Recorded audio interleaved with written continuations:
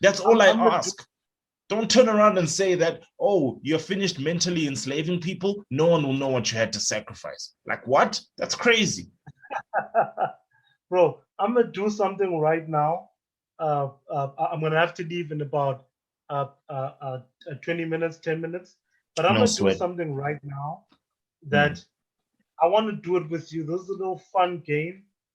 All I right. think it will be fun when we post it. All right. Um, I'm gonna do some right now with wait, just give me 1 second. Okay, let me explain it Mm. while I set it up. All I'm right. All gonna right. go through all the Marvel movies, all the Marvel movies, and bro, I promise you, by the end of it, I'm gonna ask you, but I'm gonna have my own opinion on which ones I think were were were good movies and which ones I thought were trash. In order, in order, Mm. just to just just to just to fuck 24. Holy fucking shit! Like this is just so ridiculous. Just to kind of, how would you say, make the point I'm trying to make about the MCU movies, right? Mm. So the first one was Incredible Hulk. I think that was not a good movie. I don't think it was bad. I don't think it was Mm. terrible. But if I had to Um. rank amongst, okay, let's say, what's a movie that's nice but not that great? Wait. Let's say Which? Bad So, Boys. are we talking about the 2008 film, The Incredible Hulk? Yeah, the 2008 Incredible Hulk. Okay. Okay. So we're talking big screen movies. All right. Cool. Yes, yes. So in my eyes, okay, Mm. let's rank them out of 10. How about that? Rank them Okay. out of 10. Okay, so Incredible Hulk 2008. I Mm. would give that a 6. And You would give the. on that's based on my perspective and the Mm. certain things that I'm judging, right? Mm. Before I continue, I want to say that. Yeah, Okay. So you want my rating as well of the yeah, first yeah. one. If you don't, Yeah, the first one, I think I can give it a six as well. You know which one I actually enjoyed. Okay, maybe we're gonna yeah, get there, but for yeah, me, yeah, and I don't expect people to like my thing, but like the 2003 one, the like Hulk, the one that was just called Hulk, Ang that Lee, starred the one Eric that Bana. starred Eric Banner. For me, Yeah, that movie was pretty, like, I enjoyed it. It wasn't great. It had its yeah, moments where it was absolutely ridiculous, absolutely garbage, like, what's going on screen. But God, I loved Eric Banner in it. I really did. I really did. I yeah. wish Eric Banner had been the Hulk all the way. I really wish they hadn't put Edward Norton or Mark Ruffalo there. I really wish Eric Banner had been Hulk all the way, you know. Yeah. Well, And that second one, one. yeah. Yeah. The second one, No, no, no. Sorry, sorry, sorry. The second movie is Iron Man 1. I'm oh, not gonna be. I'm Iron Man, not gonna be Iron Man long-winded. 1, I would I'll actually give give that it an a, 8. yeah, 7 on 8, I I would would give it actually give that because it an was a 8 really good because movie. Yeah. that was a very good movie. I'm not even gonna Yeah, it lie. was. I'm not gonna lie. Yeah. That was a very good movie. I enjoyed that. And Okay. the way they approached it was as a film.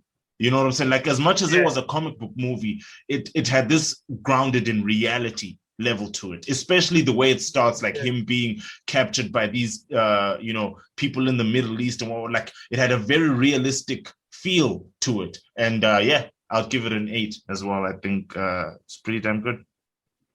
Yeah. Yeah. The third movie is Iron Man 2. That to me gets a 4. That was that was the beginning of me being iffy about these movies. That was that was the beginning of me going. The one with bloody Whiplash. Oh Bruh, yeah, I remember bruh, that. Yeah, bruh. yeah, no. Iron That Man gets a 2. 4. Yeah, yeah. 5 out of 10. I'll give it a 5. I'll give it a 5 out of 5. 10. Yeah, Okay. that was pretty. It was pretty. Oh my God. IMDb gave it a 7. 72% Oh on Rotten my Tomatoes, bro. That's crazy. that is Metacritic is insane. the only one who's realistic. They're like That is 57%. insane. Okay. The fourth movie is Thor 1. Once again, 4. I don't even remember You what give happened in that. you give the first I one a don't 4. I would I don't remember give what happened in that movie. I don't remember what happened in that movie. I don't remember who you the know what? villain was in that movie. I would give the first Thor, like I don't remember who the villain, but I still remember the basic outline, right? That Thor lands to Earth and he loses his hammer and he meets Oh Natalie yes. Portman, and you know what I'm saying? I remember most of that. I would give Thor 1 a 6 because I feel like Thor 1 was better than Iron Man 2, and it was a good setup movie to introduce me to the character and make me interested in what happens next in Thor. But I also feel like I don't give it a higher rating because it didn't make me want to see more of this particular universe. Like, just it didn't want me to have it didn't make me feel like I want to have another just a Thor movie, you know? It didn't make me Yeah. excited for that. Whereas Iron Man 1 definitely did. Yeah, I feel you. The fifth movie, Captain America: First Avenger. Now, this for me is probably the most overrated Marvel. This is when Marvel Oh, was the starting first to Avenger. lose me. The first Avenger. I was getting lost. I was like, I am in the Twilight Zone, Mm, and I don't know. I feel like I'm the only one seeing mm, this is not that great. mm. This is not that Well, great. bro, you know, when I look at the ratings, it's crazy to see the disparity, right? Because IMDb gave it like a 6.9 out of 10, and Rotten Tomatoes gave it Yeah, an 80%. For me, Jesus. Captain America, the first whatever, Super Soldier, whatever it was, the first Yeah, Avenger, I would give the script of it a 5. But my rating is a 7. And the reason it's a 7 is because Chris Evans carried that shit. He acted, dog. He wasn't just like, what are my lines? You could tell that this nigga's pushing. You know what I mean? He's working on this. You know what I mean? I don't know if he wanted to give a memorable performance like Iron Man 1, but he worked. So he pushes it up to a 7 for me. I hear you. For me, I'm sticking with your script number. 5. Yeah. 5. 5. 5. The Yeah. eighth movie, Avengers. Now, this is one I can be like, I really did enjoy this. But came out the same year The Dark Knight Rises came out, and it came around the Ooh. same time The Dark Knight Rises came out, and I love The Dark Knight Rises. I know people might not like The Dark Knight Rises, but I actually love The Dark Knight Rises. I love Bane. Mm. So I was just in the superhero high. So Yeah. anything that happens at this point, I was down for. I'd give this a 7. I'd give it a 7.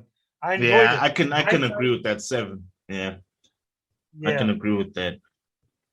I can Iron Man like 3. Yeah. bro, wait, but The Avengers has got a 91% Rotten Tomato score, 8 out of 10 Bro, on IMDb. All bro, right. we need to.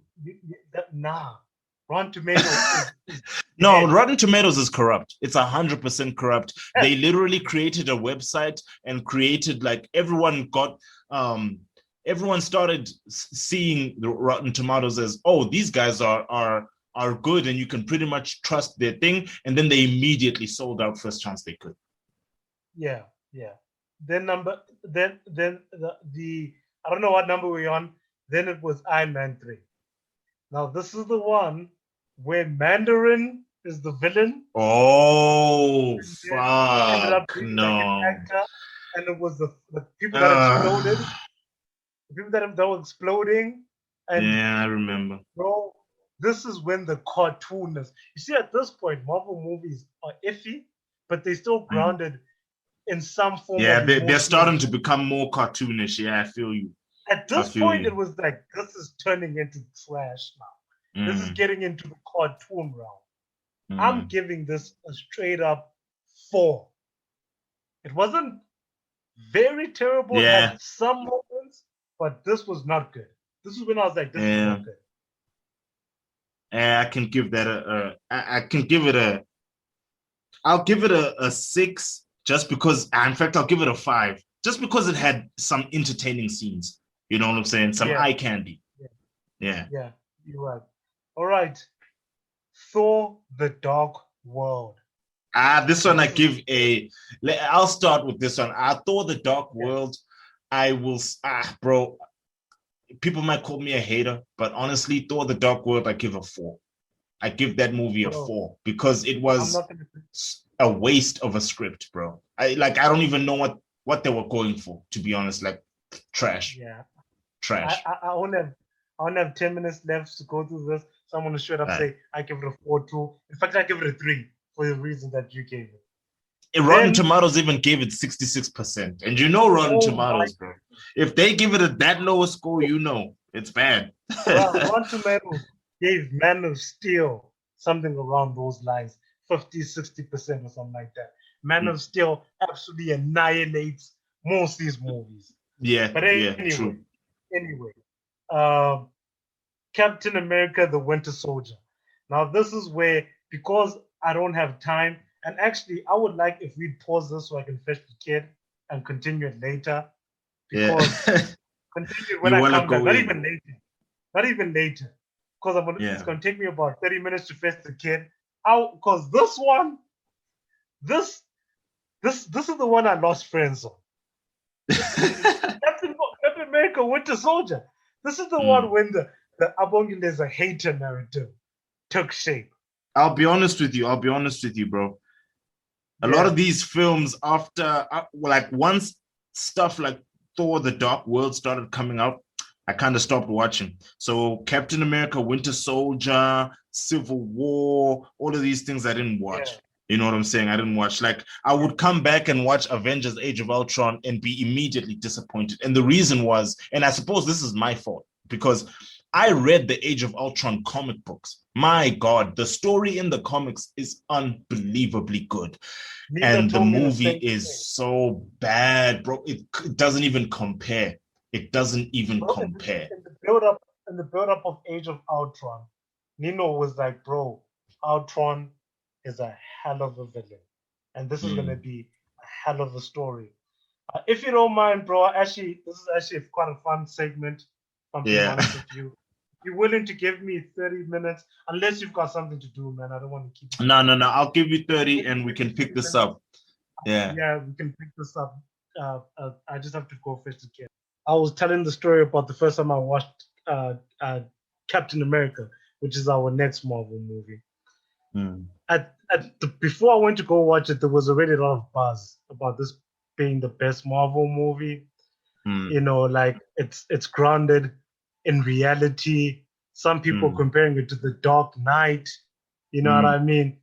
It So was you had like, to see it. yo, bro, 90% on Rotten Tomatoes.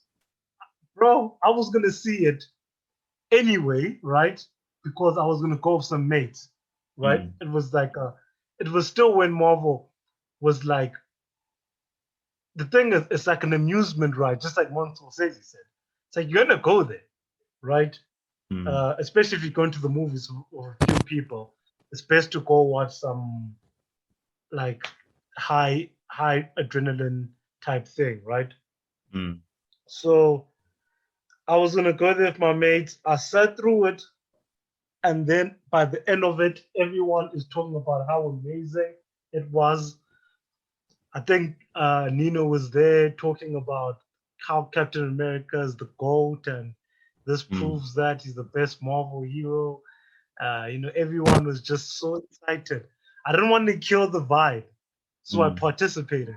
I was like, yeah, yeah, yeah.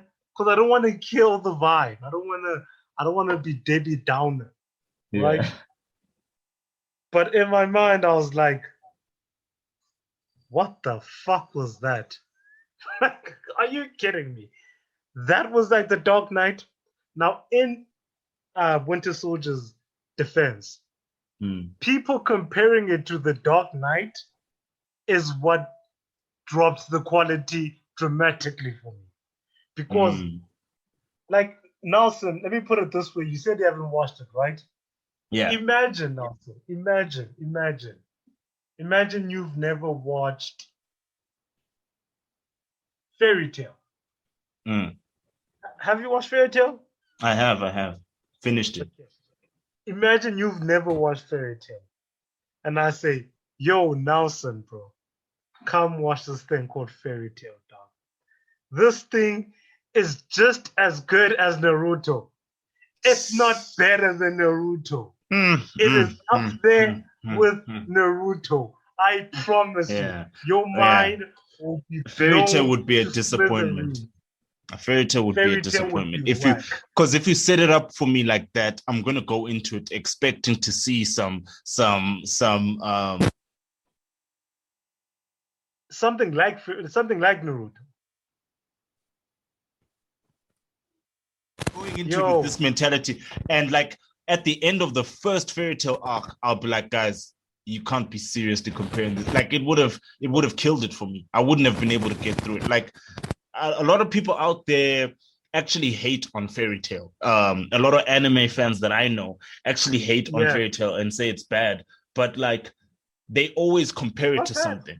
When they motivate how bad it is, they're like, oh, compare it to One Piece, compare it to this. And I'm like, bro, for me, as someone who actually likes fairy tale, I admit that it's got its flaws. It's goofy in a lot of places, but for me, fairy tale is fairy tale. I don't compare it to anything. It is what it is.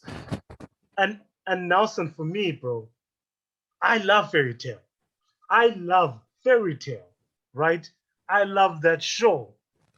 But I'm not gonna act like the flaws that people point out don't exist to a certain degree. I think sometimes it's a little too much. Sometimes it's over-exaggerated. Because, I mean, especially the friendship thing. It's like every freaking anime, freaking action, shonen anime has that I'm motivated by my loved ones to level up. That's not like that's something Fairy Tail has, but most other anime have too. But I will say that I get where people are coming from. So that's kind of how Captain America Winter Soldier hit me. I'm not going to go too far. I don't really like it. I think it's quite boring. Yeah. The action is overrated to a high degree. I mean, he flip-flops a lot, but like the action is over. Like there's a lot of political stuff, and here's the worst part: the villain is supposed to be a surprise, bro. It is so obvious. It is so obvious who the villain is. It's embarrassingly obvious. It's as obvious as like Austin Powers. If Austin Powers did that, like Austin Powers would ironically make it obvious. They didn't ironically make it obvious, but it was like this is like a joke how obvious this is. Yeah. But political dude, old guy, white guy, like it was like, yeah, it's him. He's the villain. Like, he's the villain, as expected. So, what do you rate it? Bro, going into it thinking that is just as good as the Dark Knight, it gets like a 3. You must be fucking out of your mind. But if I went into it without that pre-information, that kind of without those expectations, 7 maybe. Yeah, 7. But 7 in the Marvel universe. Actually now 6. Because I'm not doing the Marvel universe crap. This is about the movie itself. it's a 6. It's a 6. Because I just thought to myself, no fucking way, I would give Die Hard 2 a 7. And this is nowhere near Die Hard 2. So it's a 6 for me. Okay, I'm sure you've watched this one. You'll be able to say something here. Guardians of the Galaxy. So I was saying that Guardians of the Galaxy, I would give a 7 to an 8. A 7 to an 8. Because for me, the film was pretty good. I won't lie, pretty good. The script was pretty tight. And at the end of the film, I felt like I could watch it again. In fact, I felt like I didn't want it to end. So yeah, I could give it an 8. Honestly, bro, I don't think I've given a movie since Iron Man 1. I don't think I've given a movie anything more than 6. I think it's been 6 or lower. This is the first film that, when it comes to the MCU, bro, there's a film franchise here that I care about the most, and it's Guardians of the Galaxy. This to me gets an 8, bro. Yeah. Straight up 8. It's really good. Because this, bro, it's really good. The characters are endearing. The characters are endearing. The world of the story is colorful and interesting and engaging. Like when it ends, when the film ends, you wish you could just go into the second movie instantly. Like, bro, I remember the first time I watched it at home on my computer, and like, bro, at the end I was like, that was too good. You know, that was beyond my expectations. It was too good. Like, I want more now. I think I watched it the same way. I didn't watch it at the cinemas. And I was like, that was funny. And actually, I had it on my computer, right? And then I skipped, because I had it for a long time before I watched it. Because I'm like, I'm so sick of the MCU. I don't even want, I don't know what this is. Freaking raccoon. But for some reason, I fast-forwarded and played it at one point in the movie in the middle by mistake before I watched it. And I remember my brother was in the room, and we could only hear the audio because it was loud and the laptop was on the floor. And it landed on the part when Rocket is saying, no, when Quinn is saying, Rocket, you're drunk. Like when they're drunk in the bar, and you know, me and my brother laughed out loud because that's the last thing we expected. You expected a Marvel movie. Just Rocket, you're drunk. Especially with these characters who feel like they could fit in a cartoon setting. You know what I'm saying? So you don't expect something that looks like it's made for kids to have something like that. You know, like that was one of the things about Guardians of the Galaxy that was very interesting, is that like its presentation was very colorful and its characters are very sort of cartoonish. So it's got this huge appeal for a younger audience, but the actual content is very adult and mature. And so the comedy brings it all together by landing in the middle of that. And it's really good, really good. It's really good. And during the whole Martin Scorsese thing, the director, James Gunn, came out to kind of say that it's a shame that one of his favorite directors of all time doesn't watch his movies and doesn't care about his art. And I sympathized with him specifically. Listen, if any one of these other jobber directors would have said anything, I'd have said STFU. Yeah. You know, I don't want to hear ish from you. I don't want to hear a damn thing. But the fact that James Gunn, because he tried to do something with Guardians of the Galaxy. So, yeah, to me, that gets an 8, maybe even an 8.5, man. Like, good film. I love that movie. That's the second movie where I'm like, this is actually a movie, and I enjoyed it. Now we're getting to Age of Ultron, the infamous. Age of Ultron, dog, I'll give it 3. I'll give it 3 because they used professional cameras, they used professional lighting, and used professional makeup. They get it at 1 point for each. Age of Ultron gets a 3. And the reason Age of Ultron gets a 3 as a film, if you're listening out there and you think I'm a hater, The problem is I read the Age of Ultron story in the comic books, and what we were given as a film cannot compete, cannot compare. It's nowhere in the same realm, dog. It's nowhere in the Age of Ultron comic book story. It's the kind of movie that Infinity War was supposed to be. It's like a big fucking story. It's a big story, well written, very detailed. It puts a lot of your beloved characters in positions that people would never have seen them before. It's a true crisis. But then we've got this movie where it's all nothing in the end. It's all one big nothing that was supposed to set up Vision or something like that. And yeah, you get a 3 out of 10 for me. In fact, fuck that, 2 out of 10. 2 out of 10. Thinking about it actually makes me pissed off. Yeah. Here's why I'm gonna agree, but I'm gonna go a little higher than you. I'm gonna say 4 out of 10. The thing about this movie is that it's trash. Big space thing falling on the ground, typical superhero movie garbage, giant beam of light. Bro. It's like, yeah, that's why superhero movies are trashed by actually talented directors.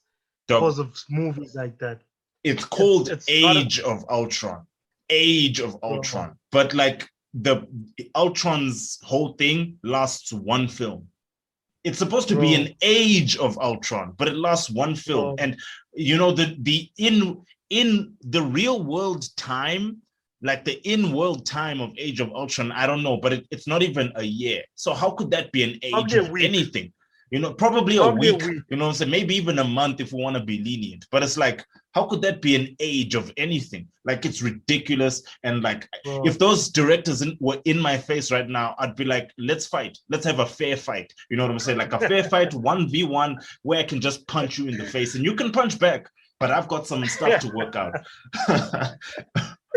All right. That one was all you. I don't need to say more. Let's move on to Ant-Man.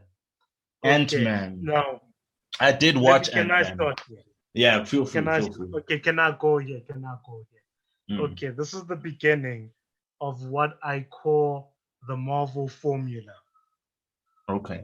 We have a man, an average man, or average based on their circumstances. This man is damaged one way or another. Maybe he's condescending, he's like a tyrant, like Thor. Maybe he's just a smug billionaire, right? Doesn't care about people, like Iron Man. Maybe he's just a weak kid, you know, very idealistic, but not really that strong. Bro, like have you noticed something?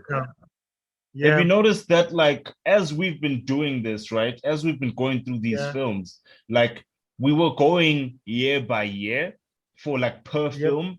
And now it's 3 films in 1 year that we've been going, like Guardians of the Galaxy, Age of Ultron, Ant-Man, all same year. Yep. This is when the money was coming in. Yeah. This is when the money was coming in. This is when they were phoning it in. And like I was saying, what they kept doing was an origin story, and it was the same. If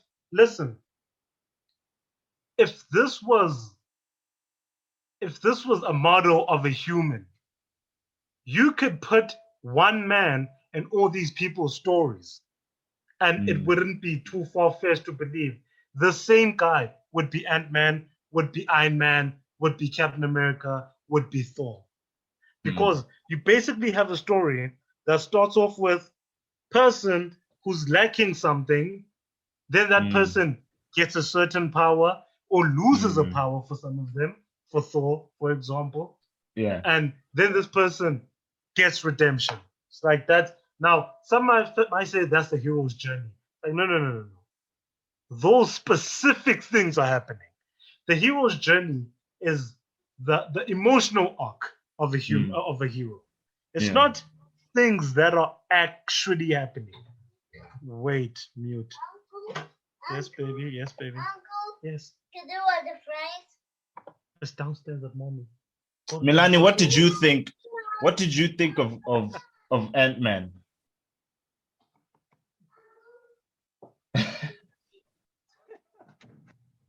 And bro, this is when it started getting formulaic. Yeah. If you didn't watch this, you missed nothing. You miss literally nothing. missed Like, to be honest with you, the most redeeming aspect about Ant-Man was the main actor. You know? Like, he was what's his relatable. name?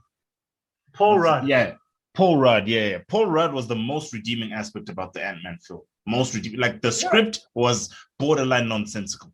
You know what I'm saying? Yep. Like, that's the one way he had to sneak in. Like, at the end of the movie, they sneak into like some science place to steal some shit, right? Or some shit like that, bro. Like, yeah, Paul Rudd made that movie watchable. If it hadn't been Paul Rudd, right? If it had been some lesser known actor or something, but it obviously wouldn't, because Marvel really banks on star power to pull an audience. But like, if it had been some less known actor, that movie would be trash. It would be the lowest rated film that they have. Yep. And honestly, for one me, of. It's salvaged just by that. Interesting character. Not character, sorry. Interesting person acting as a character. Funny, comedic type guy. I don't mind him. The story to me is like, this is nothing. You didn't miss anything if you didn't watch this. I give Ant-Man. And that's the thing. Marvel movies were turning into that you're just watching so you don't miss something. Yeah. It's not really about the movie. It's just you watch. It's about the series, so that you don't miss this week's episode, so that next week's episode you can understand what happened. You can understand what's going on, exactly. So I give bro 5.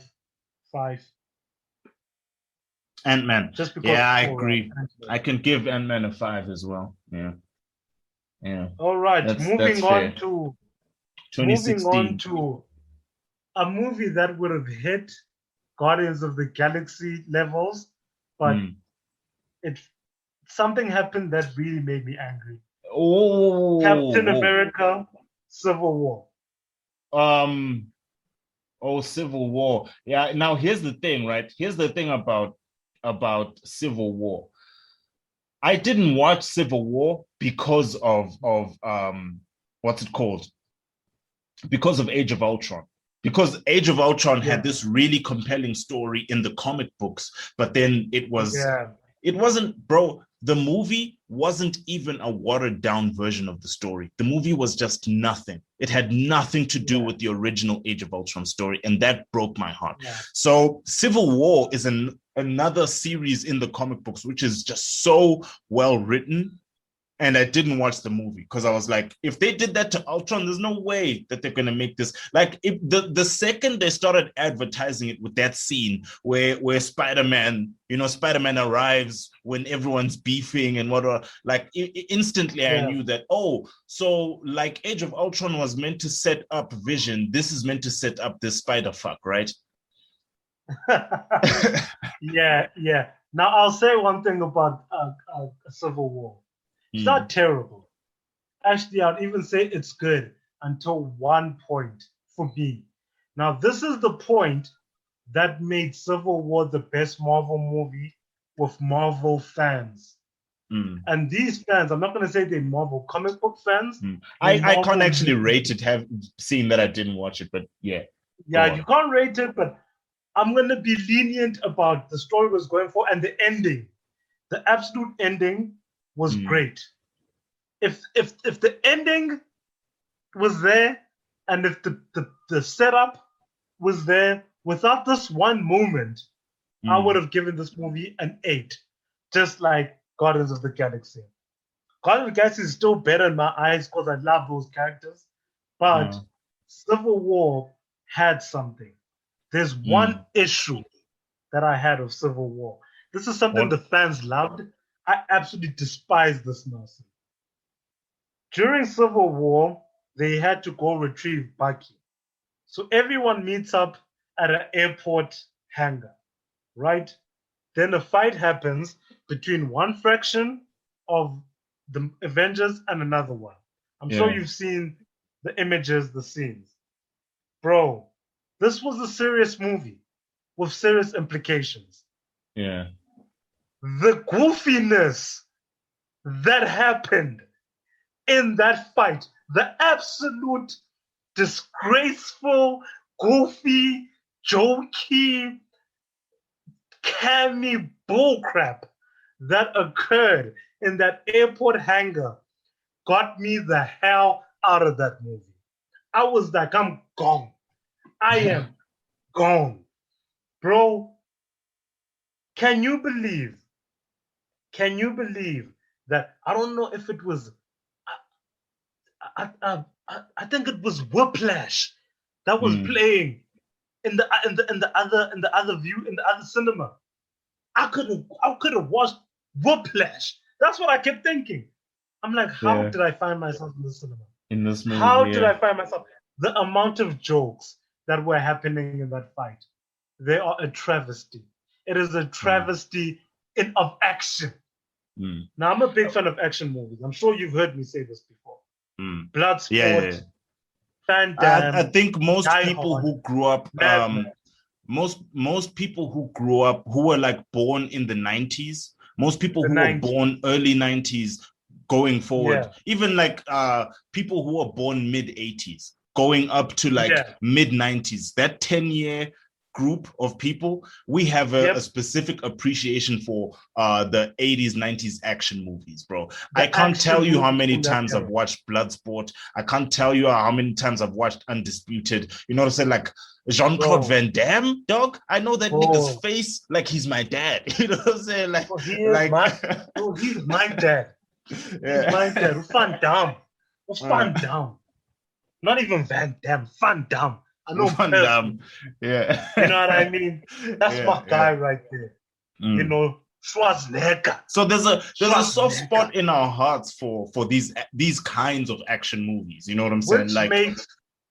Which makes cinephiles, or I should say, people that appreciate films, have a firm appreciation for action, right? Yeah. It's like we care more about action more than we care about drama, a noir, you know, a thriller, suspense.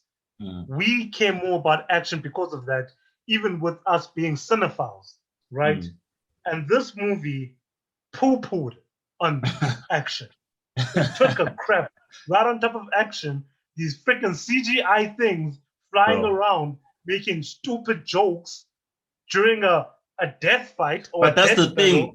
That's the thing about the Civil War and Age of Ultron, right? In the comic book perspective, it was like, as you say, both of these things were situations that had very serious and real implications on the characters. And it's like, even characters who you're used to making jokes like Peter Parker weren't making many jokes because shit was actually real. You know what I'm saying? So it's like, that's why I didn't watch Civil War, because I was afraid that they would do something like that, where they would eventually just corrupt the core of what made Civil War in the first place. And you know, in this movie, I felt so sorry for Black Panther because he's taking this seriously. His father dies in the movie, in the beginning of the movie, killed by Bucky, Winter Soldier. So he's taking this seriously. This Chadwick Boseman is actually acting serious. He's actually, and everyone else is making joke after joke after joke. And he's not giving any jokes. He's not giving any quips or one-liners or whatever. He has to take all of this seriously because his father died. Makes all the sense in the world. And everyone is just joking, bro, that I was going to give it an 8 before that. Before that. And after that, there's something that happens between Iron Man, Captain America, and Bucky that I thought made it watchable. It wasn't a walk out the theater moment because of that. I'll give it a 6. I'll give it a 7. But it would have gotten, okay, I'll give it a 6.5. I'll give it a 6.5. But it would have gotten an 8 straight up. Or even maybe a 9. See, if they took the time for that airport hangar fight and they added something dramatic in there, because it was such a dramatic period. It was the early stages of the third act, which is where the big thing has to happen. You know, it was such a tantalizing moment that if they replaced that time period within the runtime of the film with something interesting, could have even gotten an 8.5, maybe a 9. You know what? I was trying to save this statement for the end, right? But I will say this now. I personally feel like the Marvel TV shows are better as a whole than the Marvel films as a whole, right? That's not to say that all of the shows are better than all of the movies. That's not what I'm saying at all. You know, you've got movies that are better than most of the shows, and you've got a few shows that are better than most of the movies. But when you take it like as a baseline of like the kind of seriousness they take going into the show, the kind of effort they put into making it, I feel like a lot of Marvel shows, especially the ones centered in like New York, so we're looking at the Defenders, Daredevil, Luke Cage, those kinds of things, they were pretty damn good. And then you had Punisher, you know what I'm saying? They were pretty damn good. And then you have something like that where why did they have to make it a big joke? I don't understand. Like, yeah, man. Yeah, let me not go crazy, but I'll never forget that we have a Marvel Daredevil TV show, and that show is better than 99% of the Marvel films that they've ever put out. That show is brilliant and borderline genius. Yep. Agree. Next we've got Doctor Strange. Doctor Strange, I'll give Doctor Strange the thing about the movie, I enjoyed it. But now here's the thing, like with these Marvel movies, you always have to consider the fact that they make these movies for the mainstream audience in mind, which means that they're not making it for people who know the comics, right? But as someone who's familiar with the comics, I can only judge the characters that I already know, based on what I already know about them. And so like Doctor Strange is a good film, and I feel like a good 30 to 40% of its goodness comes from the actor. He did a pretty damn good job, putting his all into playing that role.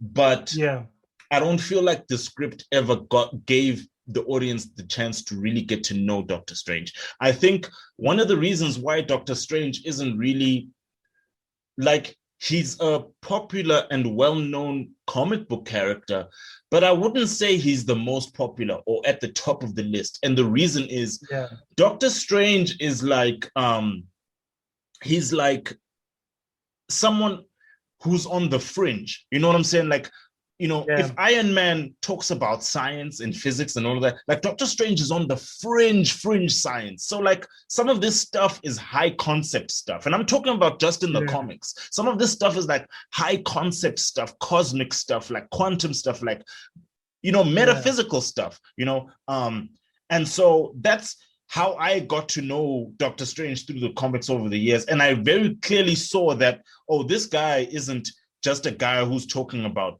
nothing. He's talking about very big things, the astral plane, this, that, you know what I'm saying? He's talking about big fucking shit. And it's like, the movie didn't give the audience a chance to really get to know that Doctor Strange. And I understand it's an origin, it's a beginning. So I'll give Doctor Strange a 7. I think a 7 I'm comfortable with. Yeah. Good. It's a good film. It's a good film. All right. These things are subjective. Yeah. Because in my side, this is where Ant-Man epitomized the formula. Yeah. Doctor Strange continued the tradition. At this point, I'm no longer judging these films individually because I know the creatives are the same people. The people in the background. Kevin Feige, all the producers, it's basically the same people, and they just rewrote all the other origin stories, except for the fact that it had concepts of magic, alchemy, all this stuff. Did it explore them deeply enough? No. Of course not. The Marvel movie. I'm not expecting it to. Yeah. But not only did it have a decent actor portraying Doctor Strange, I think it also the lady that they race changed and the people gender changed. I forget that thing. Her name, whatever. She was fun to watch. I thought she was powerful. Bro, she actually represented a type of ability that I would have appreciated. Like they took her abilities and her dialogue seriously enough that I wish all Marvel movies took that much time to write all the superhero characters. I wouldn't be mad. Like her performance in that film kind of made me wish she wasn't given that role. You know, I wish she had been given a different role where she could really flex her acting chops. Because as you say, man, she was very commanding on screen. You know, very powerful. She that lady. I think her name is Twinda Swidling. Yeah. You almost reminded me. Let me just check. Tilda Swinton, something like that. Yeah, Tilda Swinton. Yeah, Tilda Swinton. That lady was really good. I enjoyed her performance. Everything else, typical Marvel. The villain, don't even remember who it was. Yeah, don't even remember who it was. Yeah. You had eyeshadow, makeup. What they had Inception fights. So the imagery was like, I've seen that before in Inception, and you're kind of just doing it as a kid. Yeah. Actually, when you put it like that, that's a very interesting way to put it. That like when you're watching Doctor Strange, you're like, well, the CG is very nice, but I've seen this before in Inception. This is nothing new that I'm looking at. Yeah, even kind of the ghost fight. The ghost fight kind of reminded me a mixture of Matrix Reloaded and Inception when the guy is fighting in the hotel on the roof. You know what I mean? I forget that actor's name. So Keanu, So you know, to me, six, forgettable, but it didn't do anything wrong. It's just that it was part of a machine that I saw that I recognized. It was part of the machine. So when you're part of the machine, doesn't matter how good you are. You can't stand out because you're part of the machine. Yeah, you can't stand out because you're part of the machine. I mean, if Dragon Ball Z Super came out of nowhere without Dragon Ball and Dragon Ball Z behind it, probably would have been a decent anime. But it had Dragon Ball Z and Dragon Ball behind it. And I know this is going to be extremely controversial. I kind of like GT. I liked it better than Super. I'll put it that way. But GT. GT, my problem with GT was they fucked over my boy Gohan, dog. Like, guys, and Dragon Ball, like, the thing is about me and Dragon Ball is that I kind of took what they did to Gohan and GT quite personally, and it ruined the show for me, to be honest. GT kind of ruined it, because, you know, Z had set it up in a way that Goku's not going to be here forever, especially in the Cell fight. You know what I'm saying? He went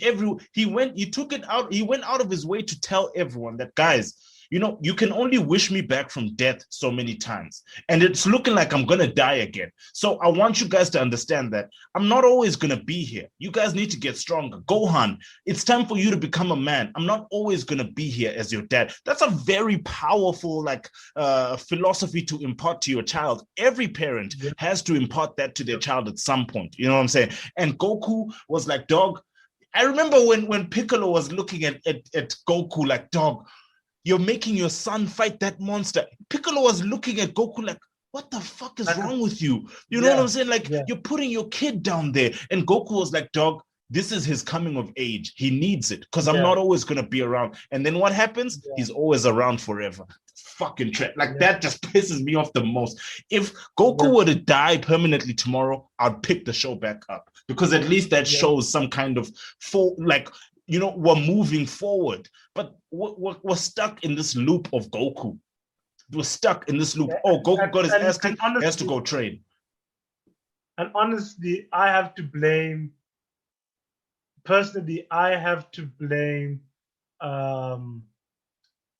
the end of Dragon Ball Z for that, and by making Gohan a weak ass student.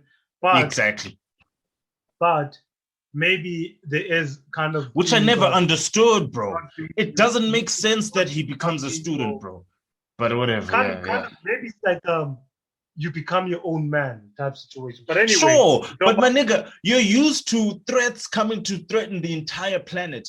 With your girlfriend Pan, there must be a part of you like after sex, you look at her and you think that, damn, tomorrow if something comes to kill the world, she'll be destroyed with it. I have to train because my dad's not around. But it's like he just forgot about training and went to college and started going to parties and like, dog, it was so, I don't understand the motivation. Like, dog, I must never meet those writers because it'll be a problem, dog. It'll be a problem. Like, it'll be a real problem if I meet those people.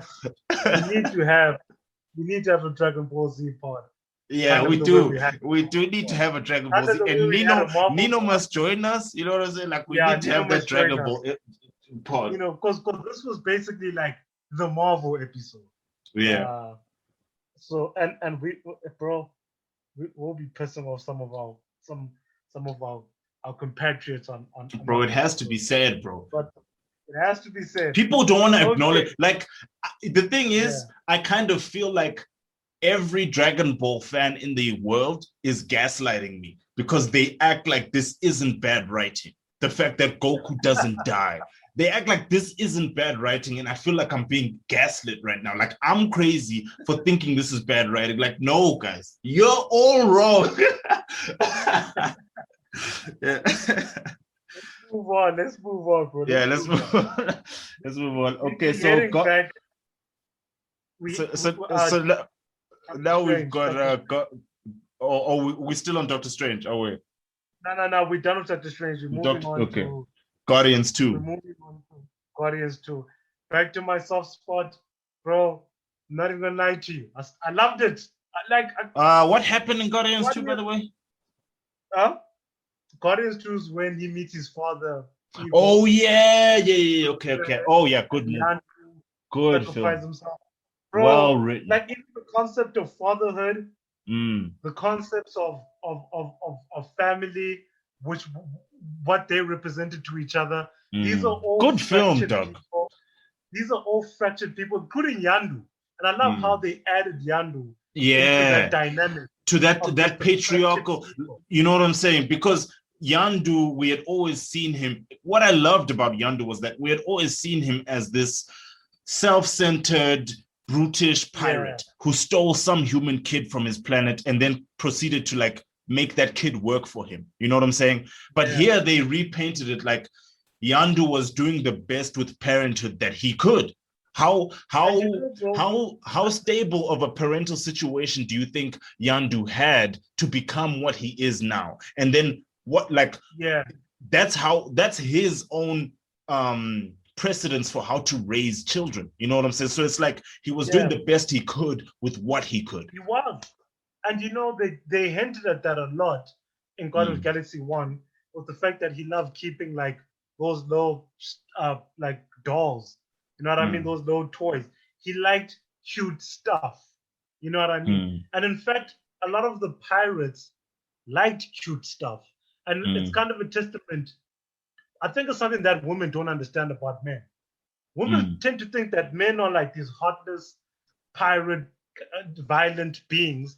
It's like, no. We be emotional like you guys, right? We just know we have to be affirmative in certain situations. And sometimes you know what? You know how I can put it? I can put it like this. Like, as you say, a lot of women see men as people who are divorced from emotion, people who are unfeeling or uncaring. But for me, becoming a man, what it means to me or what it represented in a lot of ways is that, like, as a little boy at like by the age of like 6 or 7 years old, I already had family members calling me a crybaby, calling me a mama's boy. Now think about the fact that you're telling this to a 7-year-old. You know what I'm saying? Yeah. To someone who's not even close to puberty. And it's like, oh, you're a crybaby. You cry so much. And it's like, you're a child. You should be allowed to, right? You know, shouldn't you be allowed to cry at 7? So it's like, as a boy, society consistently hits you with these things where it's like, emotion isn't inherently bad. That's not what society says to young boys. It's what society says is emotion makes you, one, vulnerable, and two, makes you perceived by everyone around you as inept, incapable. You see what I'm saying? As a boy or a man, like you're incapable because of you're constantly crying, or you're inept because you're constantly crying. You see what I'm saying? So you learn as a boy becoming a man that, oh, I've got to keep my emotions on the inside so that people don't see me as a nothing. So that when I go out there to seek opportunity and better myself, I can be given the opportunity and not turned away like, oh, aren't you a crybaby? Aren't you an emotional crybaby? No, we can't rate you here. We can't respect you here. So it's like, that's the kind of thing where it's like you learn that, oh, I got to put my emotions aside and do what's got to be done. That's like the most manly lesson any boy will learn, that you got to do what you got to do, full stop. So it's like, and going back to Guardians, man, like Yandu shows a lot of his emotions here. Even has a monologue with a Rocket where he's kind of like, you are the way you are, and he's saying, I understand the way you are, how you borrow your feelings and all that. I understand because you, me, we the same. And bro, that moment right there, it's like you don't get that in your quintessential Marvel movie, where you get someone just like, yo, Rocket, the reason why you always risking everyone's life and all this stuff, because you don't want to be alone. You want to be vulnerable. I know how I know that about you, because you me. I don't want that. I don't want people to see how weak I am, how pathetic I am. I don't want, you know what I mean? So Yandu, bro, he put this home for me. I love this movie. Bro, Batista was killing it with the comedy. Yeah. Like it balanced out very nicely. The romantic arc was not in your face with Quinn and Gamora. The relationship between Gamora and Nebula was defined, because you got the basis or the genesis of what made the two characters a match up to a certain degree. And I think that they are actually sisters. The exploration of that sisterhood between Gamora and her sister was actually really well done, because when her sister is introduced, she's introduced as a villain, like objectively villainous. You know what I'm saying? But by the end of the second movie, you can see that there's a humanity there. The villainy is motivated by, emotion. She was hurt by her dad. She's, you know what I'm saying? There's all these elements that you see her grow and reach a level of like, what's it called? Of like independence, where she doesn't have to be villainous, because her motivations for being that have been resolved. You see what I'm saying? Exactly. And when I see something like that, I'm like, why didn't James Gunn direct WandaVision? Why didn't he? Because he would have given you that gray line that the Scarlet Witch has always represented, where no one can really be certain whether she's good or evil, Bro, amongst the directors who are patent, like, I don't even care about these people. It's not that I don't know them, I don't care about them, because none of them have done anything remotely original.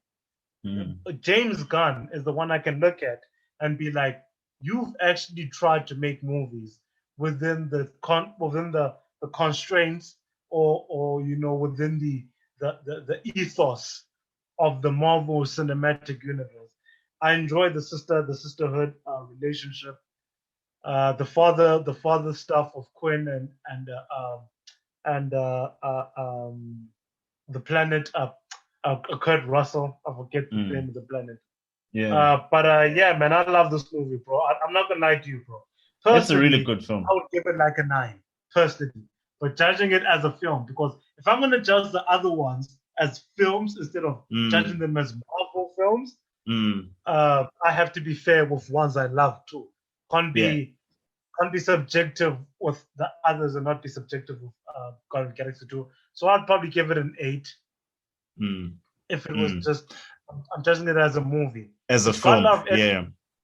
got a lot of elements, but it also I get some people's criticism. I get it. To be honest with you, somewhat.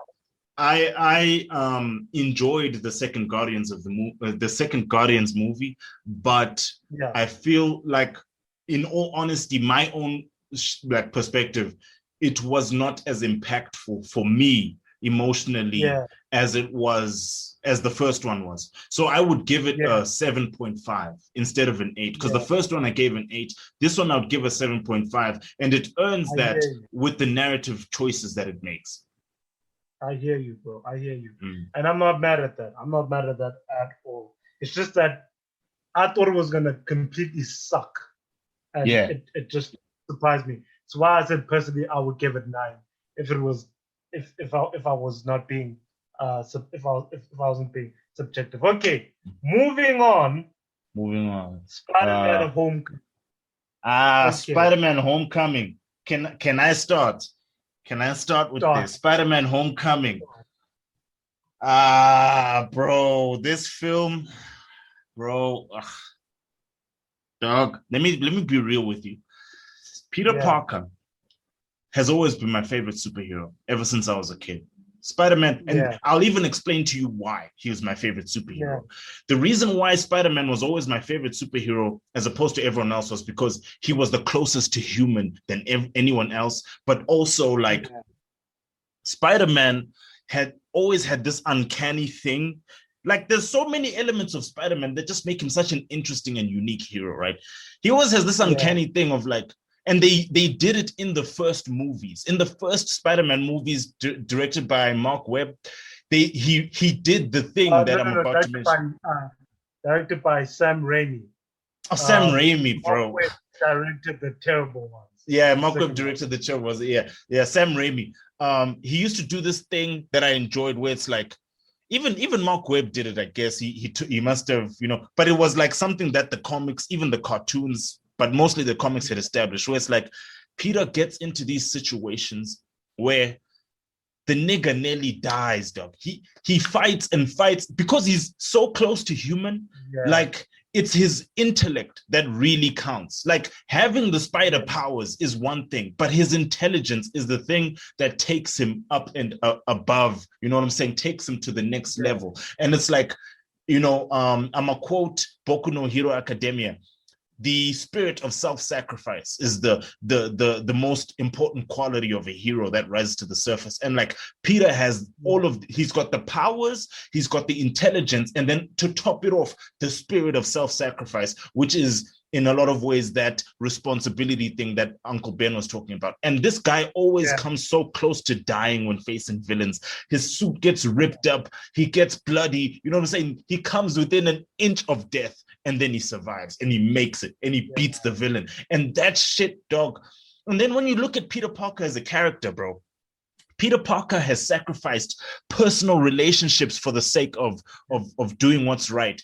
Peter Parker doesn't have, all these other superheroes, like Superman has Lois Lane that he can confide to. Batman has Alfred. You know what I'm saying? Like, Iron Man has, all of these heroes have someone. Peter Parker don't have nobody. Peter Parker doesn't have that best friend. He can be like, hey, I'm a superhero. He doesn't have that. You see what I'm saying? His best friend became a supervillain. You see what I'm saying? So it's like Peter has this solitary path, this stoicism, the strength, you know what I'm saying? And then he has this positive attitude to top it all off, even though he's got kind of like the darkest situation, bro. Like, Peter, that's always been my favorite fucking hero. And I can tell you one thing. This Spider-Man from Spider-Man Homecoming is not Peter Parker. That's what I can tell you. Characteristically, this is not Peter. This isn't Peter. I don't know this guy. I don't know him. That's not Peter Parker. So for me, Fact. Spider-Man Homecoming, I can give you like a 4 because it is a movie and it did run in theaters. So it deserves a 4 for that, you know. Bro, you've encapsulated all my problems with this movie.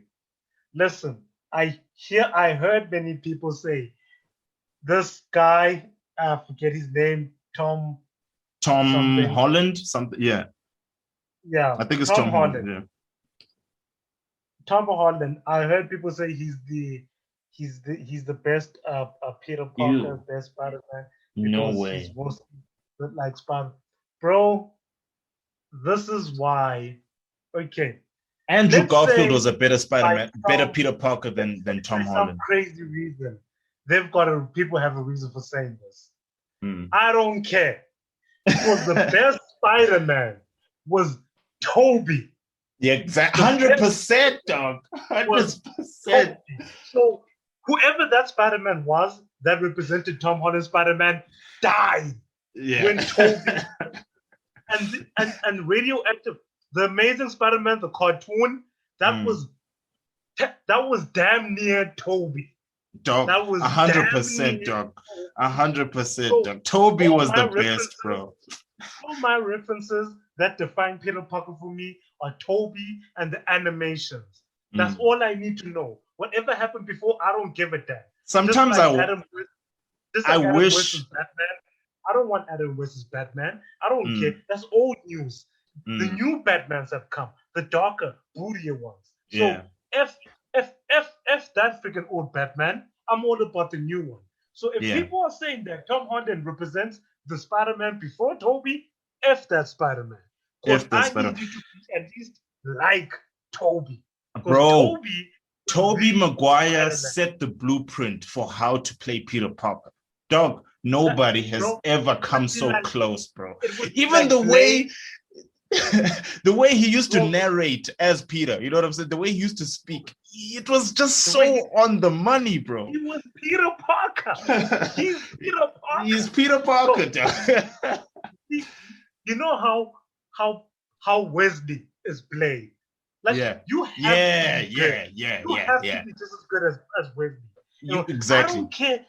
Maybe the comic book Blade was like a meek guy, a nerd, or what. I don't care.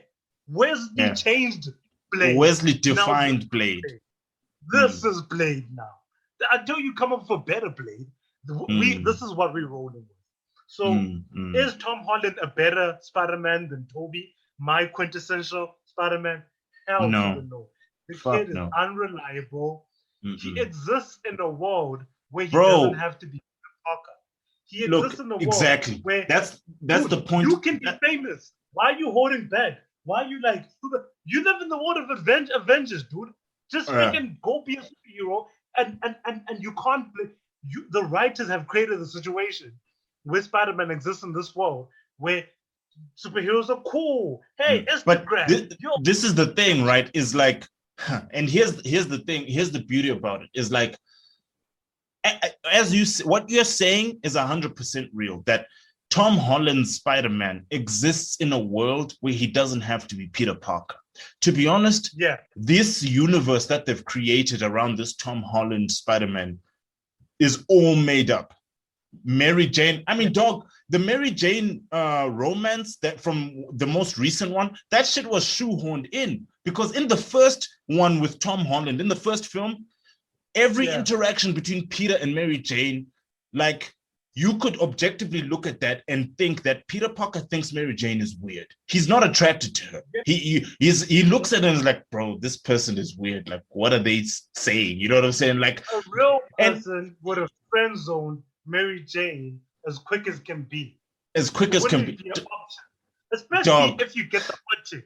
Especially, you know, listen, if he was a nerd not getting chicks, I'd have been like, okay, you know, you reach a point where you'd go for the nerd, you'd go for the weird chick, you know, you're desperate, you just want some. Bro, that Peter Parker was hooking up.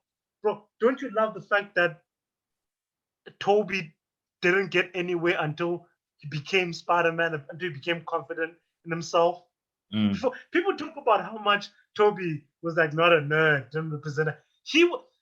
This Bro. guy isn't in that. Bro, This guy is Toby like a cool kid in high played school. exactly. This Toby was an Tom actual Holland, nerd. Peter Parker. He is not a nerd. He's not a social outcast. He's none of that. This guy's got friends. This guy is not that Peter. Dog, Tobey Maguire was the quintessential Peter Parker. He was, dog, in every way, shape, and form, dog. All his behaviors, dog. This guy was the guy, dog. You saw his confidence grow over years. Like, this was the guy. You can't tell me that Tom Holland is Peter Parker, bro, because this Peter Parker is just, he's not that guy, bro. Like I say, everything about this new stuff is like made up. They just write in the script that, oh, in this movie, Peter Parker and Mary Jane are into each other. And it's like, there's no romantic tension that has been built from the previous movie, because every time they interact, it comes off as this awkward interaction where one person is looking at another person with an eyebrow raised, like, who are you talking to? What are you talking about? Like, the writers have such little faith in the people that are viewing it, that the only thing that defined a relationship between these two was Mary Jane saying she's Mary Jane. It's like, bro, that's such terrible writing. Mm-hmm. You define relationships by moments. They call them meet cute in certain movies. Fucking Tobey Maguire saving Mary Jane in the cafeteria and catching all her dog. food. That's the scene. That's the scene, dog. That's a meet cute. Right there, that's when Mary Jane looked at Toby as someone viable, someone with value, someone that I might get with. When Mary Jane and Peter Parker, when Toby was playing Peter, when Mary Jane and Peter Parker would talk as neighbors, Peter would take out the trash or something, and Mary Jane would say, "Hi, Peter," and he would look at her like so awkward, and be like, "Hey, MJ," and then she'd be like, "Are you good? How's your Aunt May?" "Oh, they're fine." And then she'd be like, "Oh, I've got," and then she goes back in the house, and you can see him, dog, so happy that she spoke to him. Dog, where is that? Where is that in these movies, bro? Dog. And bro, the painful thing is that this Peter Parker got a hot chick in this movie. I don't know how. It's like people are saying he's the real Peter Parker. Real Peter Parker, my ass. That chick just wanted him. The Peter Parker. If they say, "Oh, but this Peter Parker plays with Star Wars Death Stars. He's a nerd. He's a smart kid." It's like, no, guys. No. Ain't no nerd that's gonna be checked by a chick that hot. I at first I was like, is this going to be a joke? Is this going to be like a carry situation? I think what people don't understand is that the social alienation of Peter Parker isn't there for no reason. It's there because of his intelligence. As a hero. Yes, as a hero, it plays a part, but like you have to think about. You remember in the first movie, the whole Green Goblin, all that stuff dynamic, and how Harry's dad used to really pat Peter on the back for his intelligence. You see what I'm saying? That intelligence of Peter is sort of like his curse. It's a gift and a curse, because it's a gift in that once he started having the Spider-Man dynamic to himself, he could use his intelligence in a lot of ways and really explore the stuff. But it's like, and to be honest with you, bro, being Spider-Man kind of exposed Peter Parker as not just smart, a genius. And it's like, when you look realistically and you look at geniuses in history, they're always social outcasts because of their intelligence. They're always alienated because of their intelligence. And that's why Peter Parker was alienated. It wasn't that he was inherently uncool. It was his intellect that made, put him on the outskirts of things because of how he saw things sometimes. You see what I'm saying? So it's like, it's not for nothing. It's a big part of who he is. It's also the fact that he is a somewhat social pariah in the point of view of cool and uncool. It also makes up the emotional beats of Spider-Man 2. Exactly. Like, I was just thinking that. Why is this person why is this person not have a top job using the intellect to create this mission? It's because there's a part of him that doesn't appreciate the fact that he's a genius, doesn't appreciate himself. Yeah. Because the one thing about people that get bullied, that no matter how talented they are, they have a certain lack of appreciation about themselves. But he found himself in the middle ground. He found himself in the middle ground where he was appreciated as being Spider-Man, right? But he was also gaining a form of human confidence. Yeah. And that's for the dynamic. Spider-Man 2 is the one where he throws away the suit, right? He throws away the suit and because that's he's realizing that he's got something to fight for as a human. Exactly. Being Exactly.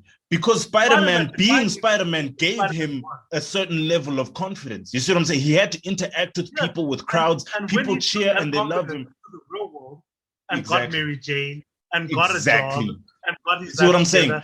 He started seeing it like, do I need to be Spider-Man anymore? Because I've got the confidence.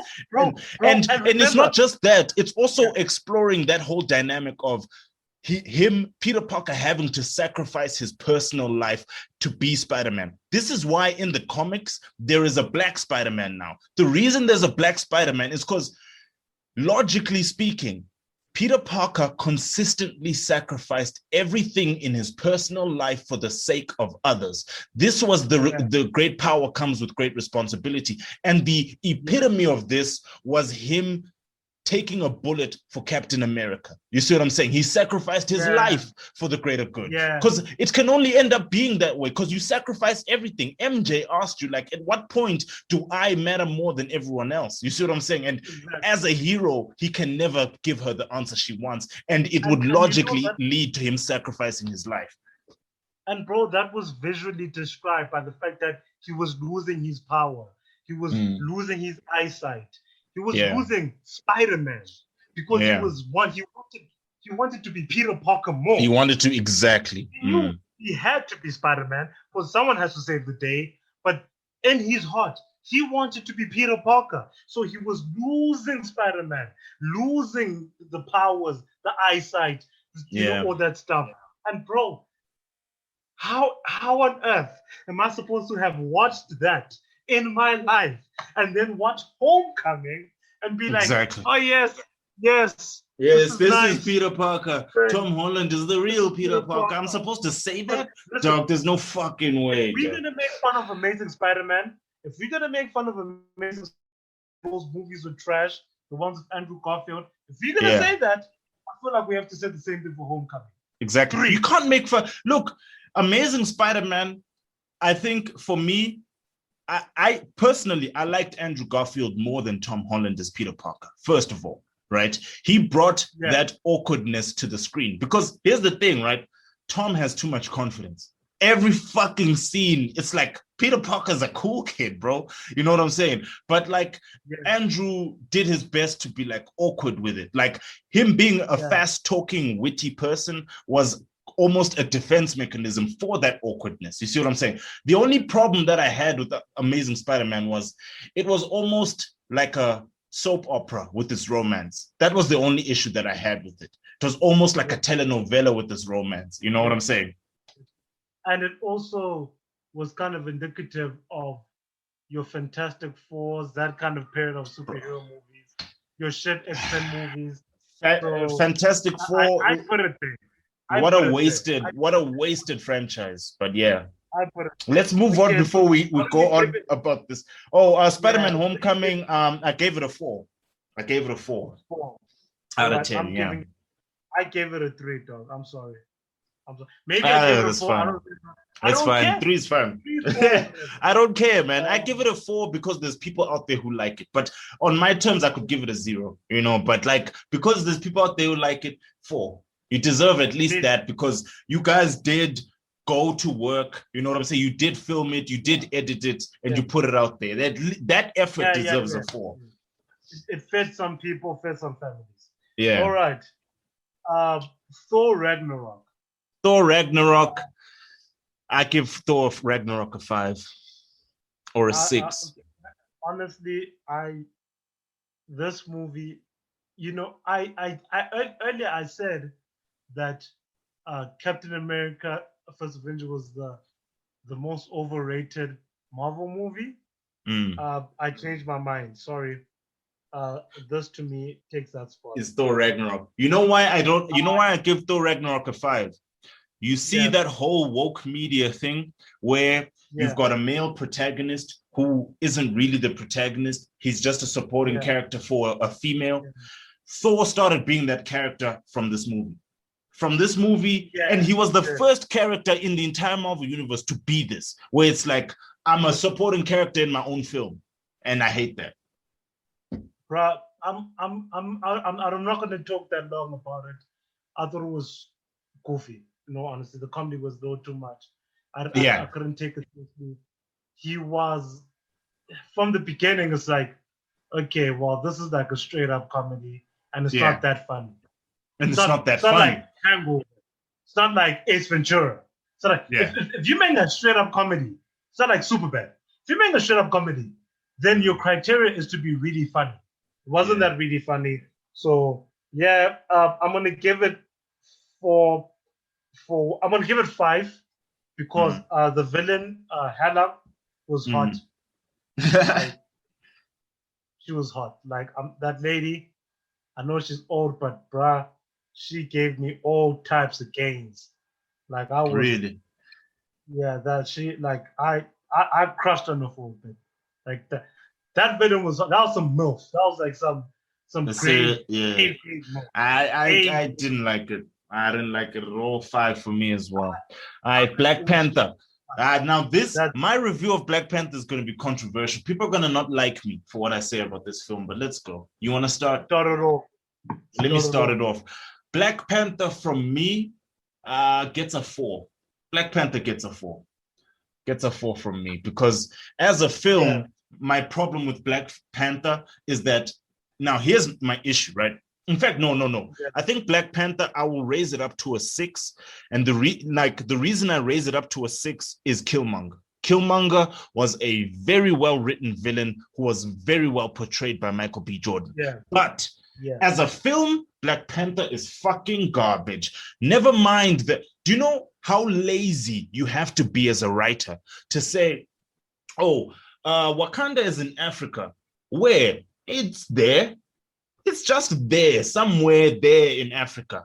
There, somewhere in the heart of darkness. And it's like, you just have this mishmash of different cultures, different fucking traditional things just thrown in there. And it's like, guys, all you had to do was point on a map where Wakanda is, look at the cultures surrounding it, and then put those into it. Because it makes sense that the Wakanda's cultural and traditional influences would be about the countries and communities around it. And Africa is like that as a whole. Every culture has influence from its neighbors. You see what I'm saying? The Zulus, Ndebele, the Shonas, you know what I'm saying? And it just keeps going that way all the way to the top of Africa. You can see every group and region's influence on one another. And it's like, it was so lazy that nobody even bothered. And then people have the audacity to be like, this is a black film. This is a film as an African superhero. Like, get the fuck out of here. If I want an African superhero, I will look at what's his name? What's his name? Fucking Batwing. There's a Batman. So Batman once gave a fucking, what's it called? A Batman suit and like equipment to a guy in Uganda, a black guy in Uganda. That comic was lit as fuck. I don't want to lie, dog. The Batwing comic, because he once gave like a suit and everything to a black guy in Uganda, and that's a lit ass comic. That's my African superhero. Don't tell me about Black Panther. That shit was garbage. 4 out of 10. 4 out of 10, bro. I'm gonna just continue. I'm gonna just continue. And talk about another problem I have, and it's sort of a problem like your problem, but for me, it's more patriotic as an African. So Wakanda, and I call it that because it's fucking American. American, yeah. Wakanda what is like a African country that is advanced, the most advanced African country. But Yeah. for some reason, it's portrayed as a third world country. And the reason they gave is that they want to hide it. They want to hide it because they saw it. Bro, that pissed me the fuck off. It's like, what are they trying to say about black people here?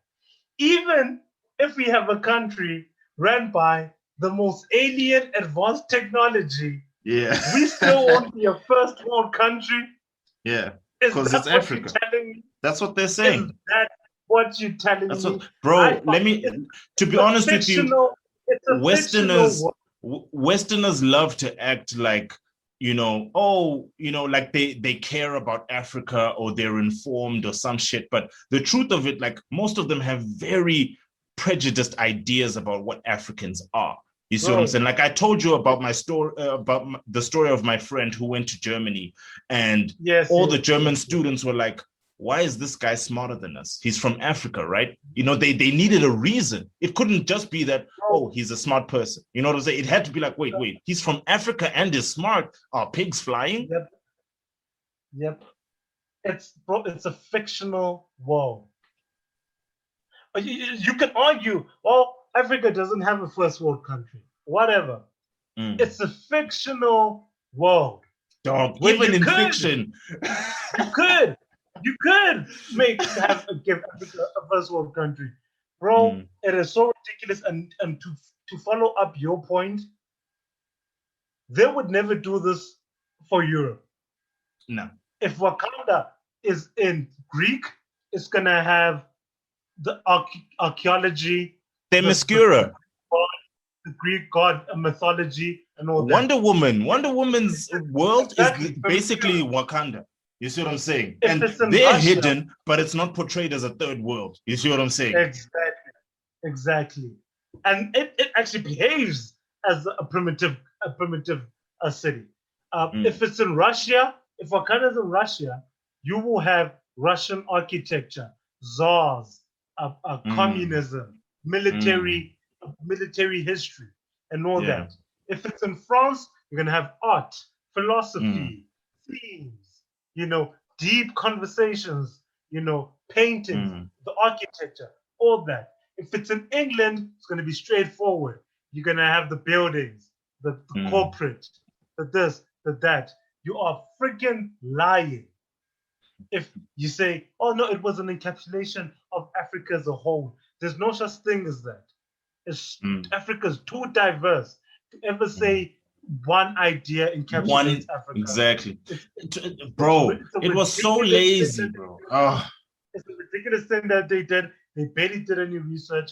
By the way, the language they speak is my language. It's Xhosa. Exactly. And they butchered that thing to hell. They butchered it, dog. You're telling me these people couldn't spend a few weeks learning how to pronounce this shit? By the way, basic. Lupita Nyong'o spoke a little South Korean. Apparently, that was actually good. That's how much they care. Lupita Nyong'o speaking South Korean. Lupita Nyong'o, who by the way is African, speaking South Korean in the movie, in the scene there, was better than any Xhosa moment. That was horrible. It was butchered. It's not Abape. It's Yibambe. Which means that she didn't even have time to be trained. All she did was read the script. That's all. She didn't sit with someone who could speak the language. And it's like, dog.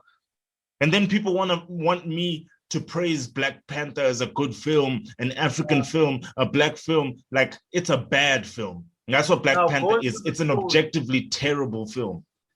Going to the story now quickly, right? Here's why it gets a 4 for me too. And I only give it that because it represented my culture. Thank you for that. That's what you're getting from me. The story is absolute trash. Trash, bro. Killmonger comes and rightfully fights for the throne, as you rightfully are able to, according to what the writers said happens in that war. Marvel writers do not. Did I give this film a 6? No, I'm going back to 4. Rules. Do not introduce rules and then change them because the main character is is nice or whatever. He Yeah. lost the battle for kingship Fair and and square. lost it. He straight up lost it. It wasn't any cheating, anything. After that, Killmonger's idea of weaponizing his spies, I don't know why on earth that was seen as an evil thing. That's what every country does in real life. Not even in fairy tale Marvel world. In real life, if you have super spy weapons, you will give it to your spies to do whatever. That was Killmonger's plan. Maybe because he said it in a villainous tone. Yeah, we're gonna empower our spies with weapons. Or maybe because he was an old white that's woman named why. M. Sorry? Maybe because he wasn't an old white woman named M. Exactly. That Maybe people had a because problem it with wasn't it. an old white woman named M. It was a villainous act that he wanted to give his spies weapons. By the way, people, that's what he wanted to do. He wanted to give his spies weapons. Think about that. Think about that. That's All the shit that you're excited to see James Bond use, that's what Killmonger wanted to do. He wanted to give his spies James Bond stuff. That's literally what he wanted to do.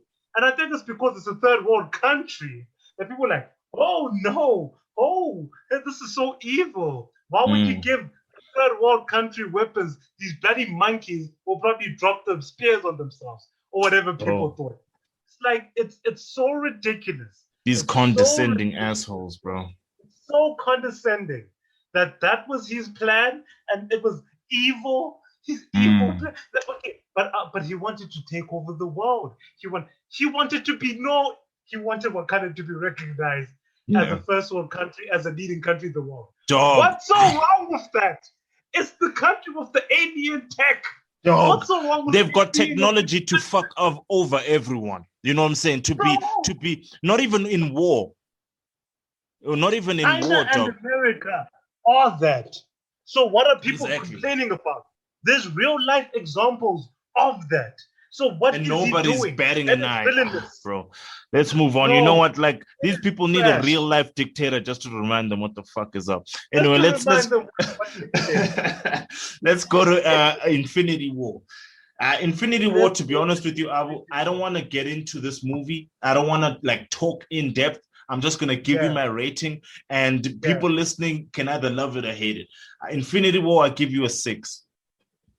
Yeah, that's fair. I give you a 6. I'm done with you. Yeah, and those like too.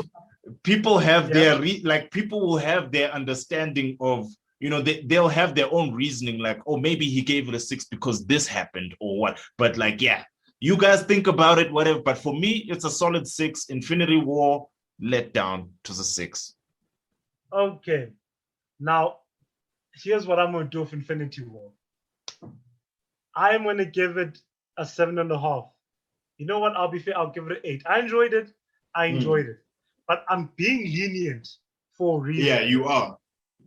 I'm being lenient for a big reason. And that reason is going to reveal itself later. That's what I'm going to say for now.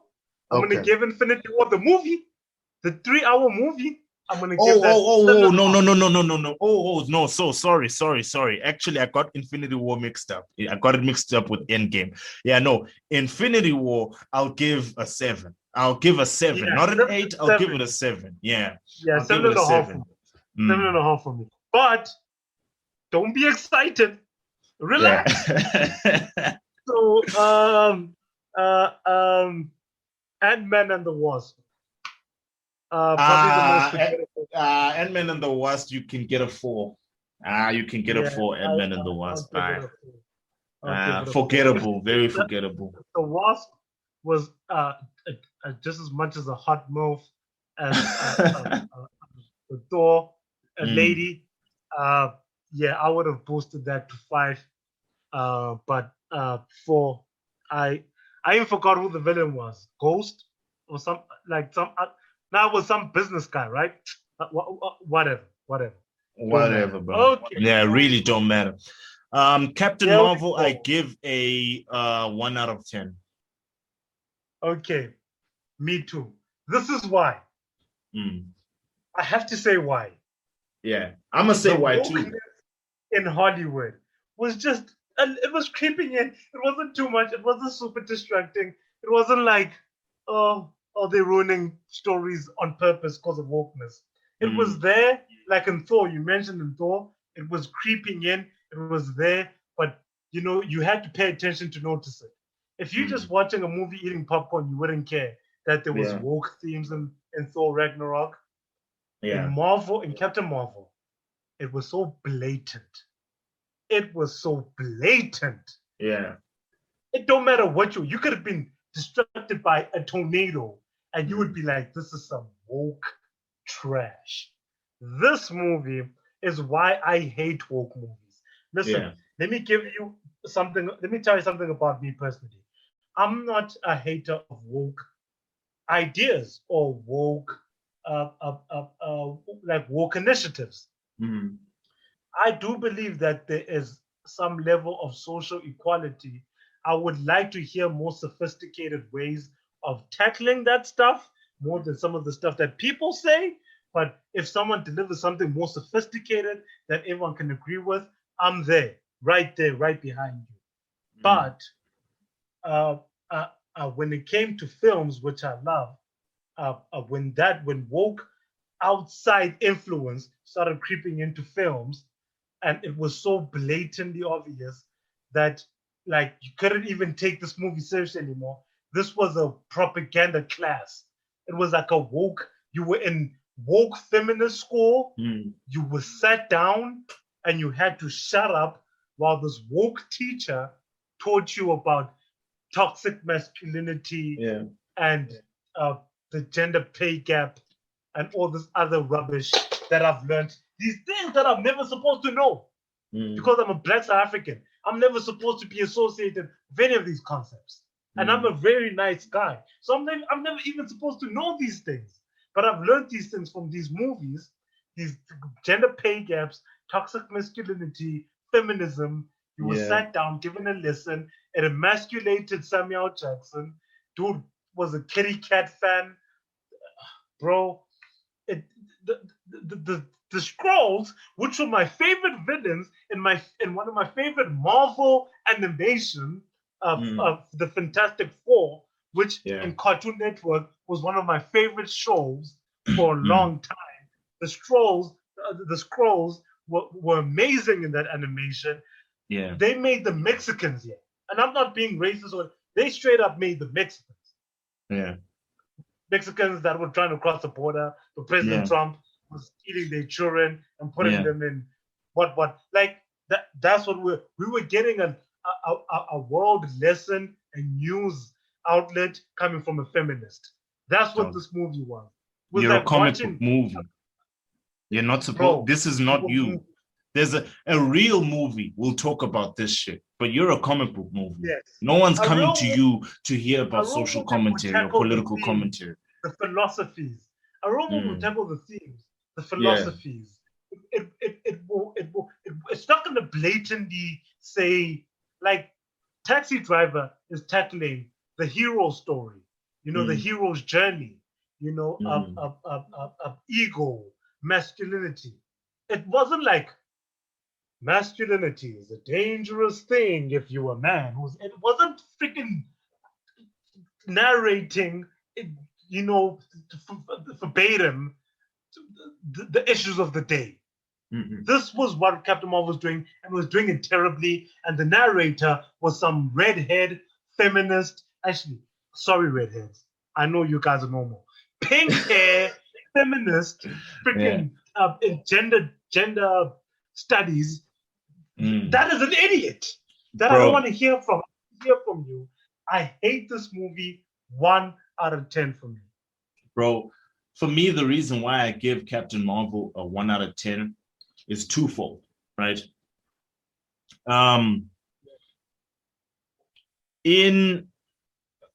First of all, right? Hold on, I just need to see something. I just want to see something real quick. By the way, why you do that? I've got nothing against the actress. Apparently, she did something before the movie. I don't care. The movie is trash. Okay. Continue. Now let me say my issue, right? Let me say my issue with Captain Marvel. It's a twofold issue, right? Yeah. First of all, right, the Skrulls are a race that appear in the Marvel universe, and they most notably appear in a comic book series called The Inhumans, right? Now, here's the thing about The Inhumans. The Inhumans had a TV show which was fucking terrible. And here's the thing about that. The TV show had no reason to be terrible, because when I was introduced to The Inhumans, which was years ago in the comic books, my God, dog.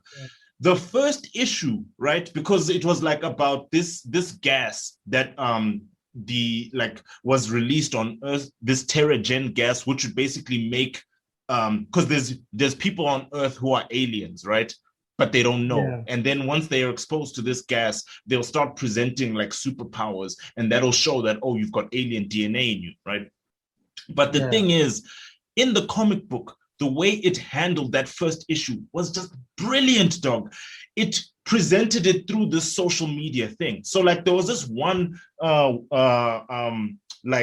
this one person who was going through it, like, and she's posting on Instagram. You know what I'm saying? So she starts out posting saying, and this is in the comic, posting like, oh, there's all this green gas everywhere, and she's posting pictures of that. And then she's like, I feel weird, blah, blah, blah. And then she posts pictures of her arms like starting to change. They're getting scaly. She gets hate comments. Some people are like, oh, that's so cool. Some people are like, ew, you're fucking weird. And then her arms, like she gets wings and she starts to fly. And she's literally, taking pictures and putting them on Instagram in the air, flying. It was so organic and so relevant to the times that we lived in. I was like, damn, this is lit. You see what I'm saying? And the TV show didn't take advantage of any of that. It was just fucking garbage, right? So like seeing the Skrulls in Captain Marvel, dog, it was just like a nothing burger. Like, what are we doing here? You guys already fucked all of this up. Like, why am I here right now? But the real reason why Captain Marvel gets a 1 from me is what I said earlier. There is no character in the world who is interesting and also has no flaws. Captain Marvel has no flaws. She has no weaknesses. She has no vulnerabilities. What's the point? Let me explain this. Even God isn't the protagonist of the Bible because he's got no flaws. It wouldn't be very interesting if he was the protagonist. In fact, God is the obstacle. You see what I'm saying? Because he's the most incredible obstacle anyone could ever face. You see what I'm saying? So that's why he's never the protagonist, because he's got no weaknesses. But as an obstacle, it's interesting because it's like, how does a protagonist overcome an obstacle with no vulnerabilities? You see what I'm saying? So it's like, why would Captain Marvel ever be interesting? She has no weaknesses, no vulnerabilities. You put her in front of anything and she'll blast through it. So what's the point? That's not an interesting story. So it's a 1 out of 10 for me. Facts, bro. Captain Marvel. Okay. Moving on from that dumpster fire. Now we have reached, now it's time for everyone to be pissed at me. Avengers Endgame. Can I start? No. Yeah, feel free. Go ahead. I don't have much to say anyway. I have a lot to say. I'll try not to be long. Yeah. I'm gonna cut this separately. Like this whole Marvel rating thing will be its own. So I might make this episode like a part 1 and part 2, and the part 2 will just be this because it's quite long. Yeah. Aware. That makes a lot of sense. Okay. So at the end of Infinity War, by the way, at this point, Marvel had become a cartoon for me before Infinity War. Yeah. And then Infinity War did something I thought was extremely interesting. And what was that? Now, and that was getting rid of half of the citizens of, right? Yeah, the snap. I thought the snap. I thought that was interesting. Now, there's many reasons why that is flawed, Yeah. and I think the idea coming from Thanos was a stupid one. Yeah. That's why it Because got a all those 7 creatures- from me. All those creatures can still procreate. Damn you! Yeah. Yeah. You haven't Bro, done anything. Like So- the snap, the idea of the snap, like that's why Infinity War got a 7 out of 10 for me. It's because if you've got a gauntlet that can limitlessly alter reality, dog, it just makes no sense to kill half the people and then say this is a necessary sacrifice that only I am willing to make, when you could just as easily just triple or quadruple the available resources and living space. You could just do that. You know what I'm saying? So it like doesn't make sense, but yeah. Simple. I'd even argue maybe you can, if you're able to alter humans, maybe you can just do a thing where every human has a limit of one child that they can birth. Bro, Like it's really a matter of imagination. Yeah, there's a lot of things you could have done before you did that one stupid thing. And by the way, you didn't kill them because we're heading towards Endgame. You didn't kill them. You didn't kill them. You just disappeared them. Okay. Bro, I remember at the end of Infinity War, I was like, wow, Marvel actually did something interesting here. Marvel took a risk. Took a risk. And it created stakes. And it's quite a big penalty. It's quite a big hit, right? Losing half of the people you love. Especially within this world of just goofiness where nothing ever happens to anyone. That's quite a big thing. Now, I remember going home that day. I watched Infinity War with Nino. Everyone was talking about it. And I kept saying one thing. I kept saying, don't you dare make this a time traveling a fix. I'm begging you.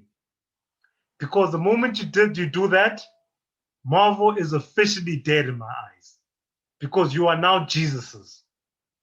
Yeah. The moment you can control time, you are now just Jesuses. So this threat is not that drastic where you need a time machine. Time machines are made for beings that actually want to destroy the universe. Beings that actually are universe altering beings. We're talking about JoJo Bizarre Adventures villains. We're talking about Bleach villains. We're talking about Dragon Ball Z villains here. We ain't talking about Thanos. We ain't talking about a guy you guys can fight. You know, Frieza is a better villain than Thanos. Frieza is a better villain than someone Thanos. You can fight. Someone that can get hands. Someone like that, you fight. Yeah. You fight someone. The fact that they did a time machine, and some might argue, well, they did it to revive everyone. Squeeze me. Bloody Captain Marvel got this nigga killed in the first 10 minutes of the movie. That to me is movie done. Yeah. But we have to revive people. Why? Yeah. For what reason? And here's the thing about that. What role right? is so important in humanity that they play that we have to create the stupid ass time machine? Because that's all we're doing this for. That is all we're doing this for. Here's the thing about Endgame, where they revive all the people who were lost. Here's the fucked up part about that. Black Widow just came out, and we know that Black Widow's death was permanent. Now, here's my question. Why was it permanent? If we can just get everybody who was snapped back, why is Black Widow's death permanent? You know what I'm saying? Like, why? Like, what's the point? Like, why there's just no weight to it anymore. Why is Tony Stark's parents' death permanent? Like, now, now we're asking, like, why are any deaths permanent, actually? Since we can just fucking go back and do, why is anyone dying permanent? Like, I so wish you watched Loki.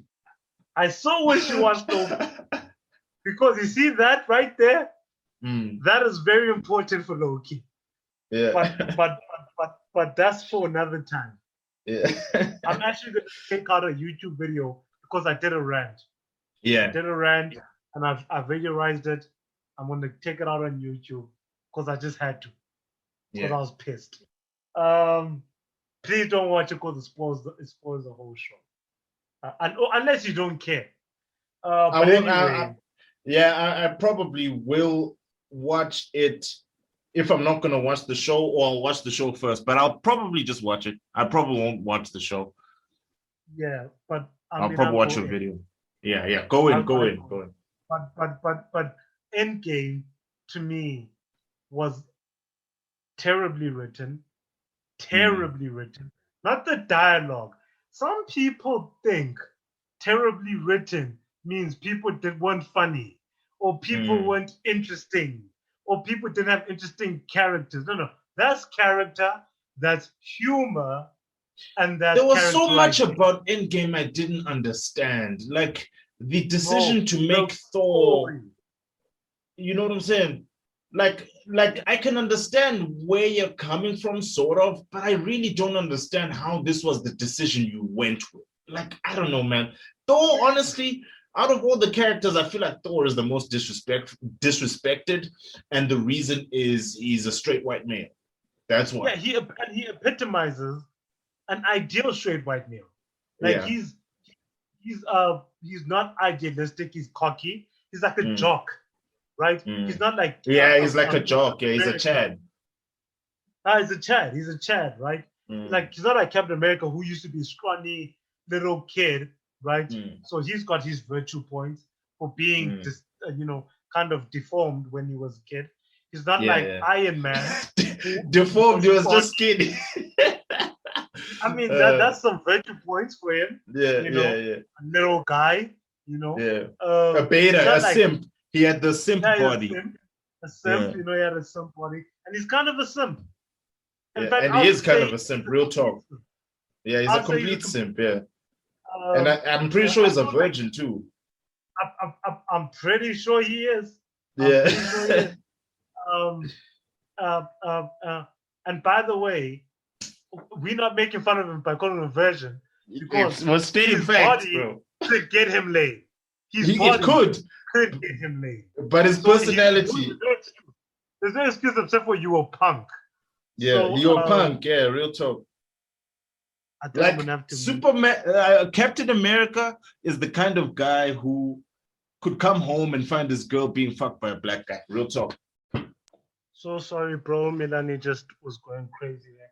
No sweat, bro. No sweat. I understand. I have to take care of that quick. But yeah, man, Endgame was just, it was not well written. No. And it's gonna have defenders. Of course. Here's the thing. People. And here's the thing I can say about the people who defend Endgame.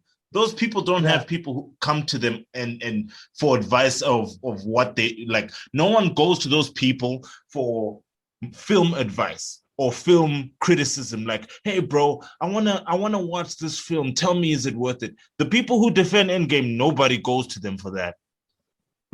Yeah, man, it's not great, bro. Like, it's like, dude, it's not like, I don't even want to give it credit for like special effects anymore, because Marvel is the most money you can use for a movie, bro. So to me, there's no praise that I need to give there, because you've got the most money of any studio in the entire world.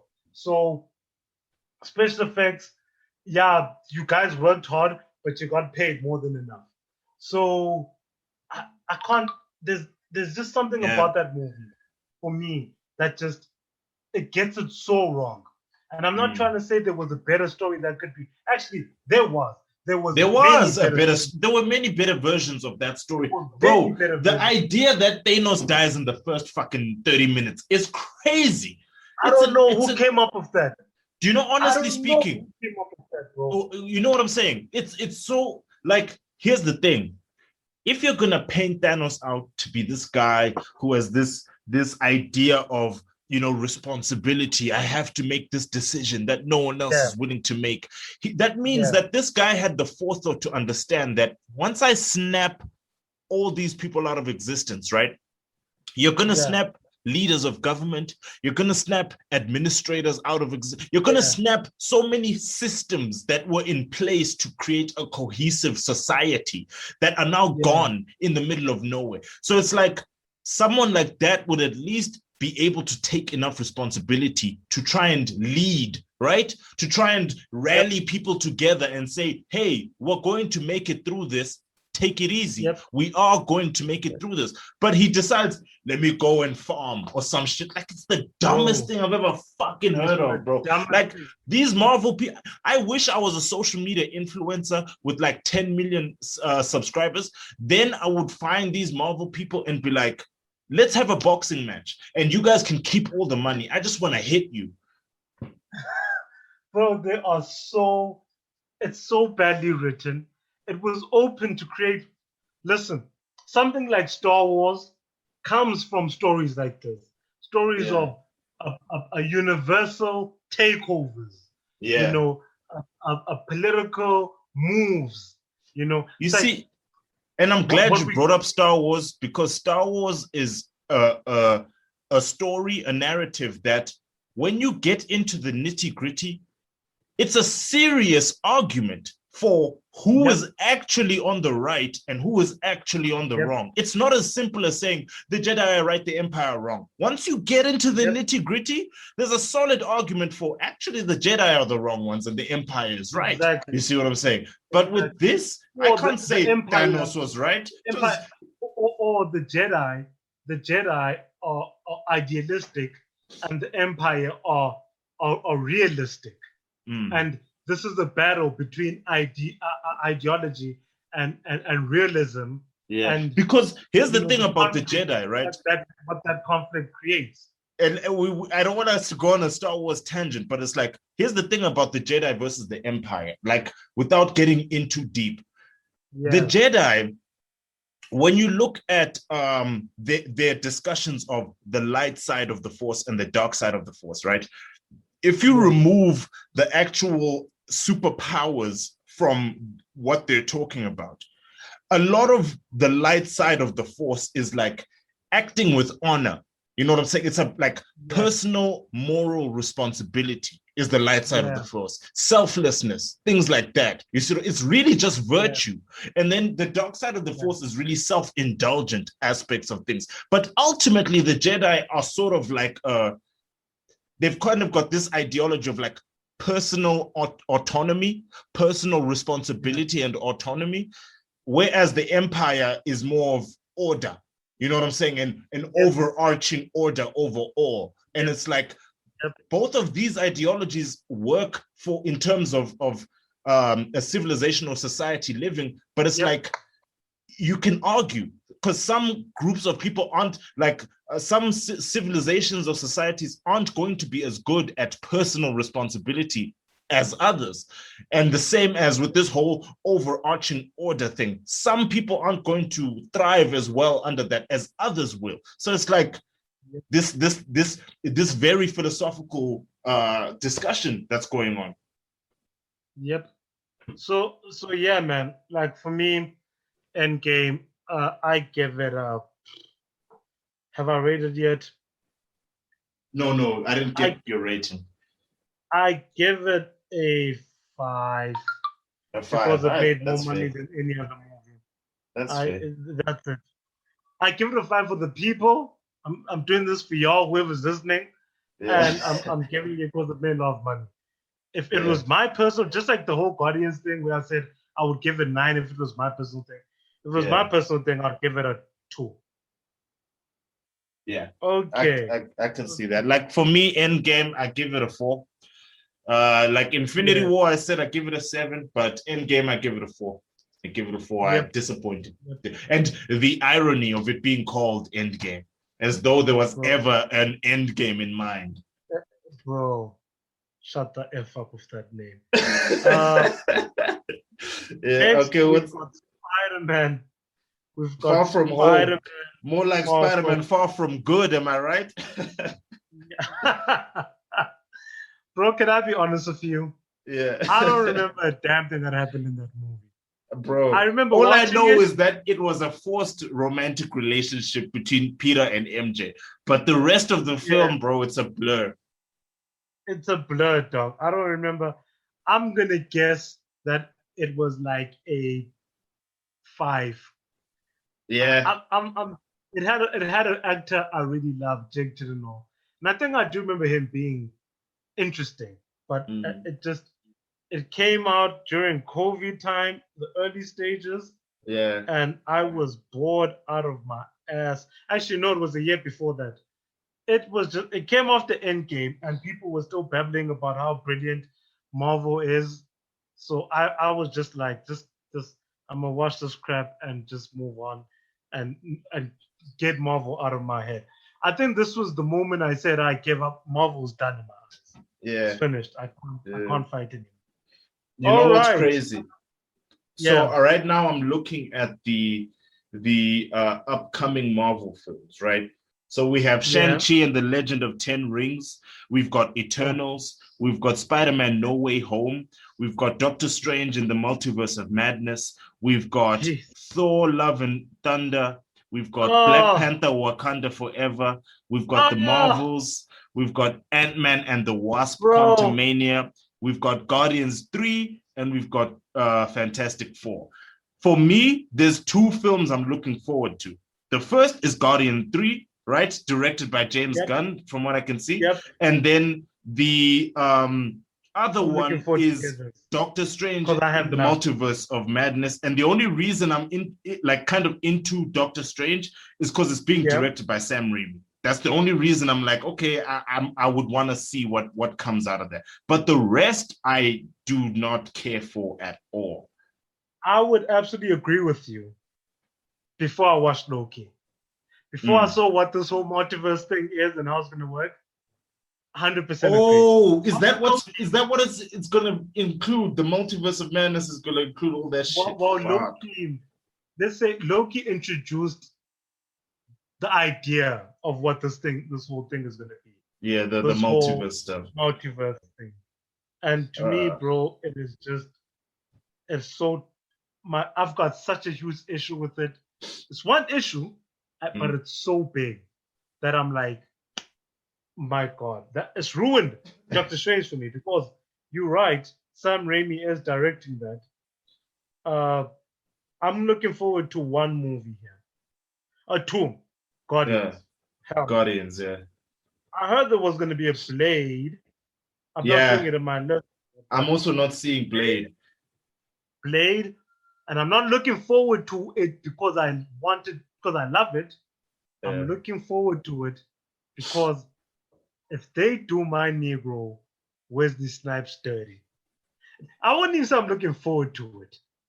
Let me say I am waiting in interest and anticipation on how they make Blade. Dog, look. I don't want to see Blade because I know it's going to be bad. I know it's going to, I don't need them to show me anything. Reboot. It's the first reboot from the original Blade, the GOAT Blade, Blade. The Blade. The first reboot from that, right? It's not like Spider-Man where they've effed it so much that I'm like, whatever. Or Batman where they've effed it so much I'm like, there's too many versions. I'll just pick my favorites. So if you trash, you trash. I don't care. It's like, this is the first one. This is the first time they reboot Blade in anything. I haven't even seen them in animations, if I'm being honest with you. This is the first time they ever reboot him in anything. And I'm looking forward to what they do. So I'm not looking forward to it. I'm not looking forward to what they do. Guardians of the Galaxy, obviously, because of the boy, the man, the myth, the legend, James. And looking at this list, bro, that's it. Honestly, I kind of think.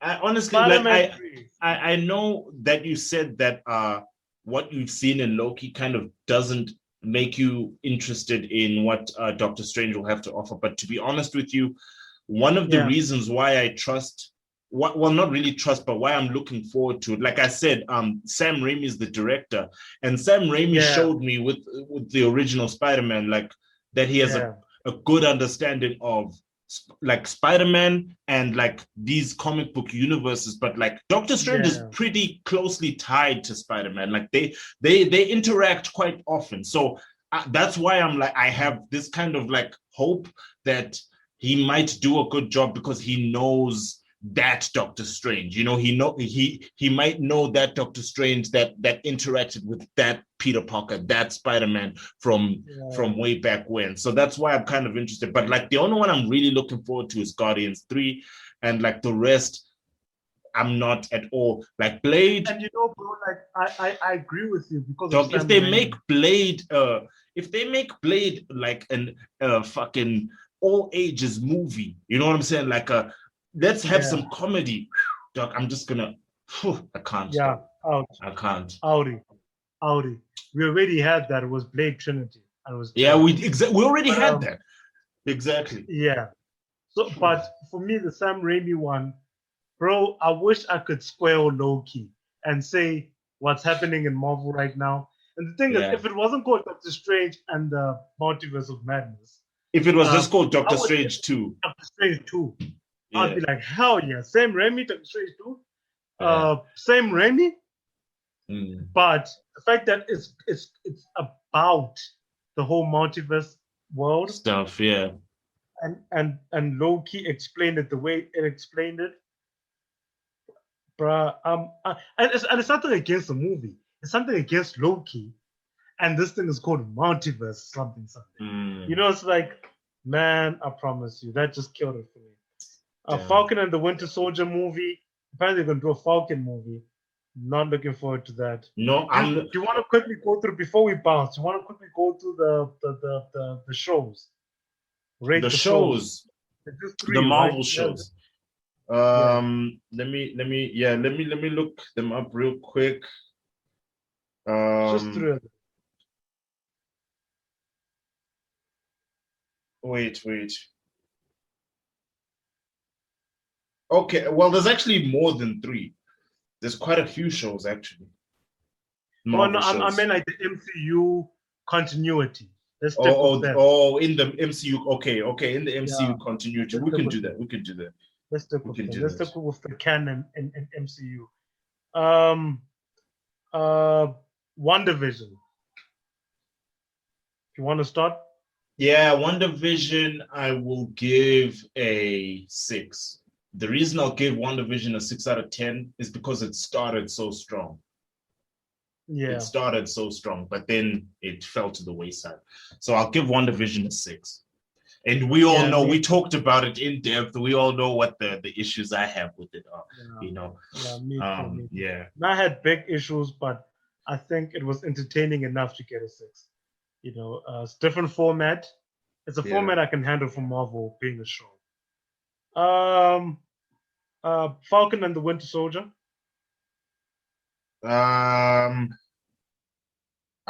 and the Winter Soldier, I'll give that a 5, just because it felt like this was not a show for entertainment or a good story. It was just like the story was a vehicle for politics. You know what I'm saying? So 5.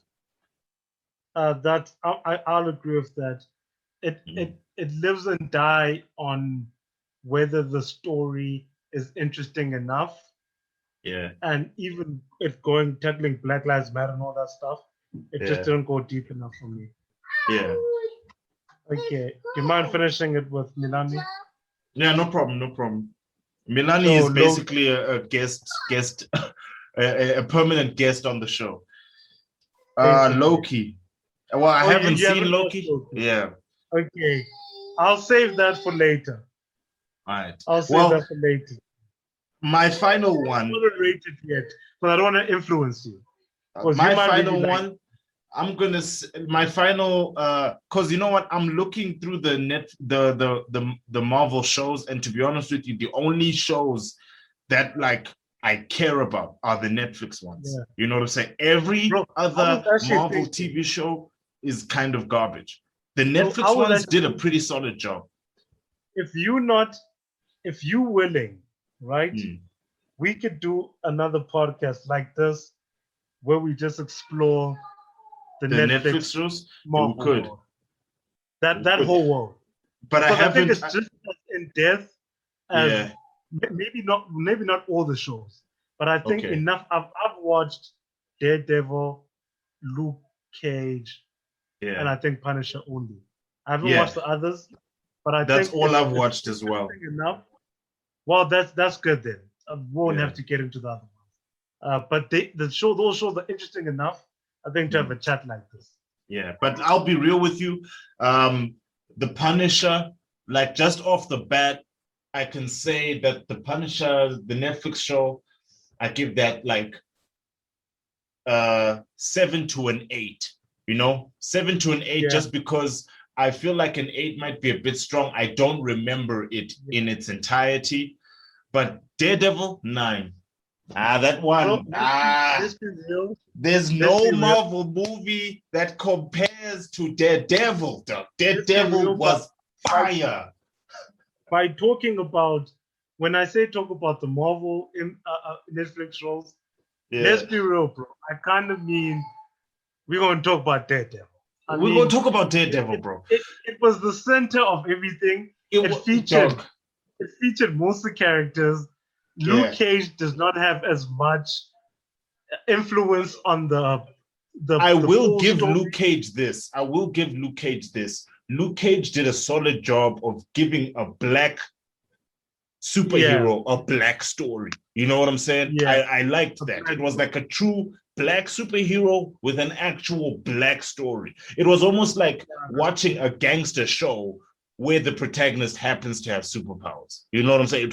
I liked that about Luke Cage. It was like that. Do you know, Daredevil, the writing was so solid, but damn, the actors brought it, bro. The actors are the reason, like they brought those characters to life, bro. And the writing was just so damn compelling. What a great show.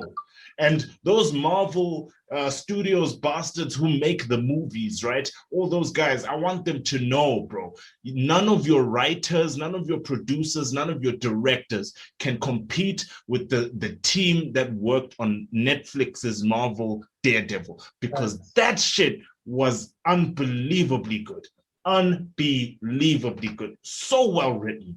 So damn good, bro. Oh, that final episode, dog. Are these all those motherfuckers at Marvel who make the movies? They need to sit down and watch Daredevil and take a masterclass on how to screenwrite, because that's how you write, ladies and gentlemen. That's called screenwriting. What you guys are doing is playing with pen and paper. What those guys are doing is writing. Yep, bro. I'm gonna have to bounce because there's kids and everything. It was a good 4-hour-long episode. That's a problem. I think we can get a couple of episodes out of this one. Bro. Before people, they're really angry that I didn't cook today. I was trying to order food, so she's kind of pissed. Yeah. Like, nigga. Shot, man. Shot away, bro. Away.